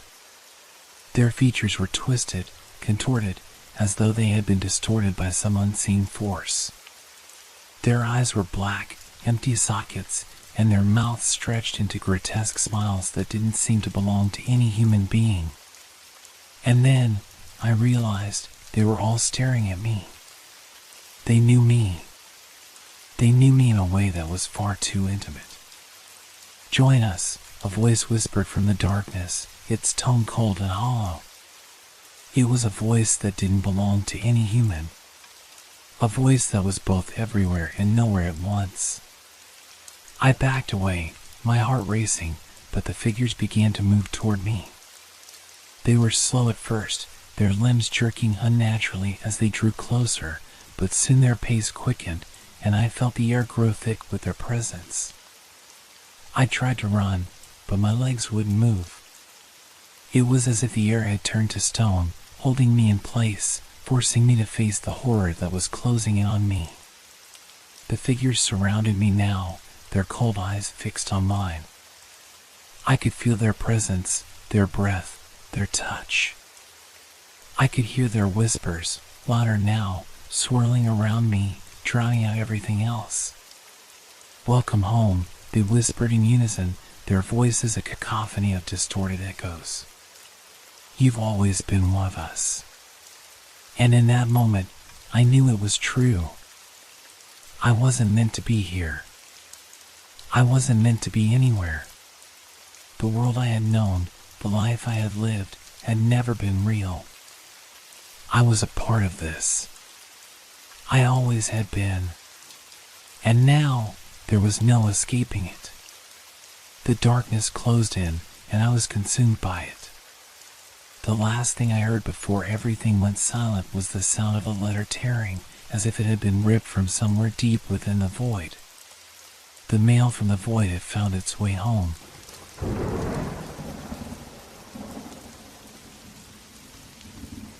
It was just a key. An old, rusted thing I found lying in the middle of the road. I had been walking home from work, my mind preoccupied with the usual thoughts, paying bills, figuring out what to eat for dinner, when I almost stepped on it. At first glance, it seemed entirely out of place. There were no buildings around that had locks that this key could fit. No doors, no gates. Just a key, sitting in the dirt, waiting. I bent down and picked it up, feeling its weight in my hand. It was oddly cold for such an old object. The metal had a worn, almost smooth surface, and a peculiar symbol was engraved on it, something I couldn't quite make out. I turned it over in my palm, feeling its grooves, wondering if I could ever find the door it was meant to open. That night, I had a dream. It was a dream of a door. A heavy wooden door with intricate carvings, standing in the middle of a field of tall grass. The door was old, as though it had been there for centuries, yet it was pristine. I approached it, a strange compulsion pulling me forward. I reached into my pocket and felt the key there, cold against my skin, and as if it were meant to be, I inserted the key into the lock. The door creaked open, revealing nothing but a vast, empty space beyond it. A space that stretched on endlessly. I woke up with a start, my heart racing. I didn't think much of it at first. Just a strange dream, a random thing my subconscious had cooked up. But the dreams continued. Every night, the same door. Sometimes it was in a forest, sometimes in an abandoned house, sometimes in a dark alleyway. The key was always in my hand, always unlocking the door. I began to feel a pull, a need to find that door, as if it was waiting for me somewhere in the real world. But there was no door. I searched the streets, the alleys, even the woods near my apartment, hoping to stumble upon the place from my dreams. Each time I looked, I felt a strange mix of dread and anticipation. It was as though I was waiting for something to happen, but I didn't know what. And then, one day, I thought I saw it. It was late in the evening, and I was walking home from the store. As I turned the corner to my apartment, I noticed something odd. A door. A wooden door, standing on its own in the middle of the street. I stopped dead in my tracks. It was just like the one from my dreams. My heart pounded in my chest as I approached it. My hand reached into my pocket and grasped the key. The moment I touched the metal, it felt warmer than usual, as if it were alive. I moved toward the door, my legs shaking beneath me, and slowly inserted the key into the lock. The door opened. I stood in front of it, frozen, my hand still on the doorknob. Behind the door was not what I expected. It wasn't an empty space, nor was it the vast nothingness from my dreams. Instead, the room behind it was familiar. It was my apartment. but not quite. It was distorted, like a reflection in broken glass. The walls were stretched, the furniture seemed to be in the wrong places, and the air felt heavier. A cold draft rushed out of the room, carrying with it a scent of something decayed. My stomach churned. I wanted to close the door, to run away, but I couldn't. Something held me there. Then I saw it. In the corner of the room, standing in the shadows, was a figure. It was me. Well, it looked like me. But not quite. The figure was wrong. The face was pale, too pale, and its eyes were wide, hollow. It smiled, but it was an unnatural smile, a grin that spread too far, too thin, and the expression seemed to be carved into its face. I couldn't breathe. My heart raced in my chest, and I stumbled backward, nearly dropping the key. The figure began to move toward me, its steps slow, deliberate. It didn't speak, but I could hear a voice in my head, one that wasn't my own. You shouldn't have opened the door. I slammed the door shut, my breath ragged, my hands shaking. The key fell from my grip, clattering to the floor, but I didn't dare pick it up. I couldn't. I backed away from the door, my mind reeling with confusion and fear. How was it even possible? How was that door here, in my apartment? I rushed to my bedroom, locking the door behind me, but the image of that figure wouldn't leave my mind. I sat on the edge of my bed, staring at the door to my room, waiting. For what? I didn't know. But I couldn't shake the feeling that something was watching me. The next morning, I couldn't find the key. It was gone, vanished into thin air. The door, too, had disappeared. My apartment was exactly as it had been before, ordinary and unchanged. But the memory of that door, that figure, lingered. And every night since, I dream of it again. The key in my hand. The door in front of me. And the figure waiting behind it. I'm afraid to find it. But I know I will. The key is still out there. And it's calling to me. The days that followed felt like a blur. I tried to convince myself that the door, the figure, the key, it was all just a strange, vivid dream. A product of my overactive imagination, perhaps exacerbated by the stress of work and the monotony of daily life. But deep down, I knew something was wrong. I couldn't shake the feeling that I was being pulled towards something I couldn't understand. I went back to the street where I'd found the key, hoping to find some clue. Maybe there was another key, maybe another sign that would make sense of what had happened. But nothing. Just the usual pavement, the usual quiet houses. Nothing out of the ordinary. Yet, as I walked home, I couldn't help but notice that the world seemed off. The sounds of the city were louder, more jarring, as if they were coming from somewhere distant. The usual hum of traffic, the distant chatter of pedestrians, the soft rustling of trees in the wind, everything felt too sharp, too overwhelming. I found myself clutching my coat tighter, a strange chill crawling up my spine. That night, the dream returned. But this time, it was different. I was standing before the door again, only this time, I wasn't alone. There were other people with me, people I didn't recognize, but who felt familiar. They stood just behind me, whispering in a language I didn't understand. Their voices echoed around me, indistinct but urgent. The door loomed ahead, dark and silent. I felt the key in my hand, cold and heavy. Open it, someone whispered in my ear, their voice like dry leaves scraping against stone. I didn't want to open it. I wanted to turn away, to run as far as I could. But something kept me rooted in place. The door called to me, and I had no choice but to obey. I inserted the key into the lock, the cold metal against my palm sending a shock through my body. The door creaked open, but what lay beyond it was not the familiar space I had seen in my apartment. This time, the room was dark, empty, like a void that stretched on forever. I stepped inside, my heart pounding, and the door slammed shut behind me. The air was thick, suffocating, and I could feel something watching me, something unseen, but all around me. Suddenly, a figure emerged from the shadows. It was the same one as before, the pale face, the hollow eyes, the two-eyed grin. It didn't speak, but I felt its presence in my mind, like a weight pressing down on me. "You can't leave," it whispered, though its lips never moved. I tried to move, to run, but my legs wouldn't obey me.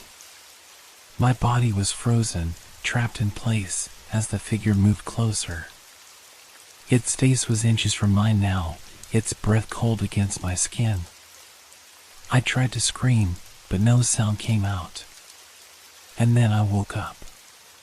Sweating, breathing heavily, my heart still racing. It took me a moment to realize I was back in my own bed, in my own apartment. But even then, something felt wrong. The air felt heavier, thicker. The silence in my room was too complete, too suffocating. I sat up, my hands trembling. I reached for my nightstand, hoping to grab my phone, to call someone, to make sense of the nightmare. But as I reached out, my fingers brushed against something cold and metallic. The key. It was there, lying on the nightstand, right next to me. The same rusted, worn key that had started it all. I jerked my hand back, a sharp gasp escaping my lips. The key had been gone, vanished after the night I first found the door. But now it was here, as if it had never left. A chill crawled up my spine as I stared at it. I had no idea how it had returned, but I knew one thing: there was no escaping this. Whatever had begun with that key, with that door, was far from over. I tried to go back to sleep, to bury the terror that had taken root in my chest, but sleep never came. I spent the night staring at the ceiling, listening to the silence around me, knowing that at any moment the door would come again. And when it did, I wouldn't be able to stop it. In the morning, I tried to go about my usual routine: shower, breakfast, work. But everything felt off. The world outside seemed distant, like I was watching it through a foggy window. The people I passed on the street felt like strangers, their faces distorted in the corner of my vision. I couldn't shake the feeling that something was wrong, that I wasn't really here. At work, I couldn't focus. I kept glancing at the clock, waiting for the hours to slip away, waiting for the evening to come so I could return home and lock myself in my apartment. But the thought of that door, of that key, made my stomach twist in knots. That night, the door appeared again. It was just as it had been before, waiting for me. The key was in my hand, the same cold, heavy weight pressing against my palm. I knew, deep down, that I couldn't avoid it any longer. I couldn't keep pretending that I wasn't being drawn toward it, that I wasn't part of whatever dark path this was. I stood before the door once again, my heart pounding in my chest. The air around me felt thick, oppressive, like I was standing on the edge of a precipice. The key turned easily in the lock, and the door creaked open. And this time, there was no going back. The moment the door creaked open, I felt a wave of dizziness wash over me. My mind spun, my body frozen in place. The air behind the door was heavy, thick with something I couldn't quite identify. A chill that reached into my very bones. I couldn't make out what lay beyond. It was like looking into a foggy, distorted mirror. The darkness seemed to breathe, shifting and twisting as if alive. I wanted to step back, to close the door, but something kept me rooted in place. My hand was still gripping the key, the metal cold against my palm. Every instinct screamed at me to run, to turn and escape, but I couldn't. There was something pulling me toward that darkness, something that felt like it had been waiting for me for far longer than I cared to admit. I took a hesitant step forward, my feet moving as though against my will. As I passed through the threshold, the temperature dropped sharply, and the shadows around me seemed to deepen. I could hear soft whispers in the air, like a dozen voices murmuring in a language I couldn't understand, but they were all around me, pressing in on my mind. The sound was like an unsettling lullaby, familiar yet foreign. Suddenly, the door slammed shut behind me, and I spun around, panic rising in my chest. But there was no door anymore. Only the thick, suffocating darkness. I couldn't see anything. The only thing I could feel was the weight of the air, pressing down on me, suffocating me.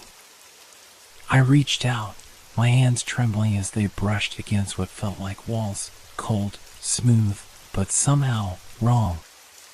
It wasn't a room I was familiar with. There were no corners, no edges, just an endless, shifting space that stretched in all directions. I heard a faint sound then, something like footsteps. At first, it was soft, barely audible, but then they grew louder, closer, until I could almost feel them pressing in on me. My heart raced, and my breath came in shallow gasps. I turned around, trying to spot the source of the sound, but saw nothing. There was no one there. Yet the footsteps didn't stop. They continued, circling me, moving with a strange, deliberate rhythm, as though something, or someone, was watching me. I stumbled backward, my hands reaching for something to steady myself, but my fingers met nothing but empty air. "Who's there?" I called out, my voice trembling. Silence answered. I waited, my breath caught in my throat, but the footsteps continued, growing louder, more insistent. I felt the hairs on the back of my neck stand up, a cold sweat forming on my skin. Whatever it was getting closer. I didn't wait to see what it was. I turned and started running, my footsteps echoing in the darkness. But no matter how fast I moved, I couldn't seem to escape. The space stretched out endlessly, and no matter which way I turned, I couldn't find a way out. I stumbled, tripping over what felt like uneven ground, but there was nothing there. No floor. No walls. It was like I was floating in a void. My breath came in gasps, my heart pounding in my chest. The footsteps were still behind me, drawing closer with every passing second. Suddenly, I felt something brush against my arm. Cold fingers, light as a whisper, but unmistakably there. I spun around, my body locking in terror, but once again, there was nothing. I wasn't alone. My chest tightened, and a terrible realization washed over me. This wasn't a place. It wasn't a room or a building. It was a void, a space between realities. And whatever was here wasn't just a figment of my imagination. It was real. I felt the ground beneath me shift, and before I could react, I was falling. The sensation was horrible, like being swallowed by the earth itself, falling into an endless abyss. I screamed, but no sound escaped my mouth. The darkness surrounded me, pressing on me from all sides, pulling me deeper into its grip. Then, just as suddenly as it had begun, the fall stopped. I was thrown onto hard ground, my body slamming into the floor with a sickening thud. I gasped, trying to catch my breath, my hands split out on the cold surface beneath me. The air was thick, but this time I could taste it, a metallic tang, like blood, mixed with something else, something ancient. I tried to push myself up, but my arms felt weak. Something wasn't right. I couldn't move properly. I tried to stand, but my legs felt as though they were made of stone. My eyes darted around, searching for anything, any sign of what had happened, but all I saw was more darkness. Then I heard it again. The footsteps. They were closer now, so close that I could feel them, as if they were right next to me. And then a voice. It was low, guttural, and cold. It seemed to seep into my skin, wrapping around me, drowning me in its presence. You shouldn't have opened it. The words froze me to my core. I turned, desperately searching for the source, but there was nothing. Only the darkness, pressing in on me from all sides. I wanted to scream. I wanted to run. But I couldn't move. The figure appeared then, standing just at the edge of my vision. Pale, like the figure I had seen in my dreams, but this time its face was different. It was twisted, contorted in an expression of pure malice. Its eyes were black, empty voids that seemed to swallow everything around them. And then, with a voice that was almost a whisper, it spoke again. Now you're mine. And everything went dark. I don't know how long I lay there, unconscious, or if it was even unconsciousness. Time didn't exist in that place. It was like my mind had been disconnected from the world, adrift in a sea of emptiness. When I opened my eyes, it felt as if I were awakening from a nightmare, but the nightmare didn't end. The air was still thick with the metallic taste of fear. I sat up slowly, my body aching, as if I had been lying on cold stone for hours, maybe days. The darkness was all around me, but this time it wasn't complete. I could see faint outlines of something, distant shapes, just beyond my reach. I tried to move, but the moment I did, the ground beneath me seemed to shift again. My heart began to race as I stood, instinctively gripping the key in my pocket. The metal felt strangely warm, almost alive, pulsing with an energy that sent a shiver down my spine.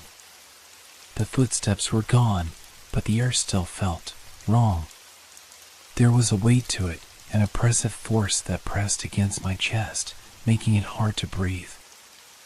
I took a few tentative steps, listening carefully, but all I could hear was the faint hum of something, like distant machinery. The noise was continuous, unchanging. I couldn't tell where it came from or what it meant, but it felt like it was all-encompassing, as if it were part of this place itself. I hesitated before I moved further. Every instinct in me told me to turn back, but there was something pulling me forward. The pull of that key. It seemed to guide me, an invisible thread leading me deeper into the unknown. And then I saw it. A faint glow appeared in the distance, a flickering light that seemed to beckon me. I felt a chill wash over me as I started moving toward it. Each step felt heavier than the last, as if the ground was fighting me, trying to keep me in place. But still, I moved. Slowly. Reluctantly. As I neared the light, the atmosphere grew colder, the air thick with the scent of decay. I couldn't see what lay ahead, but I felt it. I could feel the darkness watching me, surrounding me, growing more oppressive by the second. When I reached the source of the light, I stopped. It wasn't a lamp or a flame. It was a door. The same one from my dreams. The same door that had appeared in my room the night I first found the key. But this time, it was different. This time, it was real. It stood in front of me, glowing faintly with an otherworldly light. The door was ancient, made of dark wood, its surface carved with intricate symbols that seemed to shift as I looked at them. I took a step closer, my breath shallow. My hand reached for the handle, but something inside me screamed to stop. I should have stopped. I should have turned around and left, but the pull was too strong. The key in my pocket seemed to hum in response, urging me forward, urging me to open the door. It was like it had a life of its own, an entity that knew more than I did. I hesitated for a moment longer, my hand shaking as it hovered above the handle. Then, with a deep breath, I grabbed it. The moment I touched the door, a jolt of electricity shot through me. The world seemed to ripple around me, and for a split second, I thought I saw the figure from before, its twisted, malignant face, its black, empty eyes staring at me. I yanked my hand back, stumbling away from the door. But then the glow intensified, and the door creaked open of its own accord. The air in front of me shifted, and I could feel something ancient and dark, seeping through the crack. It was like the door had been waiting for me. It had been waiting for this moment. I stepped back, my pulse racing. I wanted to run. I wanted to leave and forget all about the key, the door, and whatever was on the other side. But there was something, some force I couldn't explain, that wouldn't let me. And then, the voice came again. You've come too far now. You can't leave. It was low, guttural, like a growl from the depths of hell itself. It reverberated in my mind, shaking me to my core. I spun around, but there was no one there. The darkness pressed in, thick and suffocating. I turned back to the door, and this time, there was no hesitation. I stepped through. Everything around me seemed to change in an instant. The air felt heavier, thick with dread.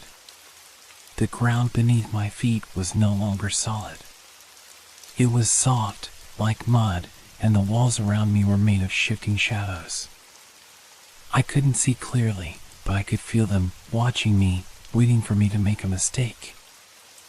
I stumbled forward, my heart pounding in my chest. I reached for the key, but when I pulled it from my pocket, it wasn't the same key. It had changed. It was now just an ordinary, rusted piece of metal, its edges worn and dull. I looked around, panic rising in my chest. There was no way back. The door had disappeared, leaving me in a place I couldn't understand, a place that didn't belong to any world I knew. And then, I heard the footsteps again. Louder this time. Closer. Almost on top of me. I turned, but all I saw was darkness. The key no longer felt like it belonged to me. It had become a symbol of everything I had lost. And I realized then, with a sickening certainty, that I wasn't the one controlling this. I never had been. I was just a pawn in whatever game was being played here. And it was only a matter of time before I became part of the darkness itself. I couldn't breathe. The air was so dense it felt like it was pressing in from all sides, suffocating me. My hands trembled as I gripped the rusted key. I didn't know what I was supposed to do with it anymore. In this place, where the rules of reality twisted and shifted, it felt as if nothing could be trusted. The footsteps grew louder. Whoever, or whatever, was following me was getting closer, and I couldn't make sense of where I was. The walls, if they even existed, were nothing more than shadows. The floor was soft and spongy underfoot, almost as though I were walking through something alive. The air was thick with the scent of rot, but I couldn't pinpoint its source. There was nothing here. No horizon. No escape. I stumbled through the darkness, my heart hammering in my chest, my mind spinning with thoughts that wouldn't settle. What was this place? How had I ended up here? I glanced over my shoulder, but there was nothing. Still, The sense of being pursued lingered, a primal terror crawling up my spine. Something was watching me. I could feel its eyes on the back of my neck, heavy and unblinking. In the distance, a faint glow pulsed, flickering like a weak flame. I forced myself to move toward it. The thought of staying where I was, alone, vulnerable, was unbearable. My feet moved faster, my breath coming in shallow gasps, until the glow grew brighter. When I reached it, I found another door. It wasn't like the one I had passed through, though. This one seemed different. It was made of stone, jagged and worn, the surface scarred by centuries of neglect. The key in my hand started to pulse again, this time stronger than before. It felt as if it were pulling me forward, guiding me, as though I had no choice but to open it. I could feel my hands shaking violently as I reached for the door handle. The world around me seemed to quieten, the oppressive hum of the darkness fading as if the very air were holding its breath. I twisted the handle. Nothing happened. I tried again, harder this time, the cold metal grinding against my palm. The door stayed locked. Panic surged in me, my breath quickening. No, this wasn't possible. The door had to open. It had to. I pulled harder, but there was no give. The door remained unyielding, a stone wall to my efforts. Then, something strange happened. The key, my key, shuddered in my hand, as if it were alive. It began to glow faintly, its edges flickering like embers. The warmth from the key spread up my arm, numbing the fear that had paralyzed me. I hesitated, the weight of the situation pressing down on me. Was this really happening? Was I really standing here, in some strange, hostile place, holding a key to a door that wouldn't open? But the key in my hand wouldn't stop its pulsing. It was clear now. This was my only way out. Whatever force was guiding me here, whatever had brought me to this moment, was demanding that I use it. I didn't have a choice. I slid the key into the lock. The moment it clicked, a sharp sound reverberated through the air, like a scream of metal on metal. The door groaned, and slowly, agonizingly, it began to swing open. The air in front of me was filled with a thick, choking fog, a pale mist that seemed to roll and swirl with a life of its own. I took a deep breath. One last look at the dark, empty space behind me. And then, I stepped through. Everything shifted. The air changed again, becoming sharper, colder. The mist swallowed me, curling around my body, seeping into my lungs. I couldn't see anything. The world had become a blur of shadows and fog. I moved forward, though I didn't know where I was going or what I was running toward. All I could do was move, because standing still in this place was worse than the unknown. Then, in the thick of the fog, I saw it. A figure. A shape moving toward me through the mist, silent but unmistakably there. I froze. It was the same figure I had seen before. The one in my dreams. The one who had haunted me ever since I found the key. Its features were distorted, its face contorted into a grotesque mask of rage and anguish. Its eyes were black, hollow, and cold, like two bottomless pits. I felt the cold grip of terror seize my chest. My body moved on its own, my feet stumbling backward, away from the creature, but it was too fast. It was upon me before I could even react. Its presence surrounded me, drowning out everything else. I couldn't breathe. The air was thick and suffocating. I felt something cold press against my chest, a hand, or maybe a claw. I couldn't tell. And then, as quickly as it had appeared, the creature vanished, swallowed by the fog. I gasped for air, heart pounding in my chest, but the nightmare wasn't over. I could still feel its presence, lurking just out of sight, waiting for me to make another mistake. My hand trembled as I reached into my pocket, pulling out the key once more. But the key was no longer just a key. It was something more now. Its surface was cold and twisted, as though it had absorbed the darkness around it. The key had changed, just like everything else. I knew then that it wasn't just a key. It was a door itself, a way to travel between worlds, between realities. And I had opened something that should have stayed locked. I had unleashed something that could never be contained.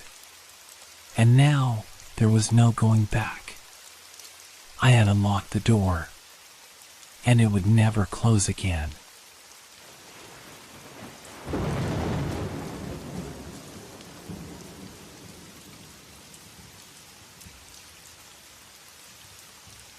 Thank you for making our stories part of your relaxation time.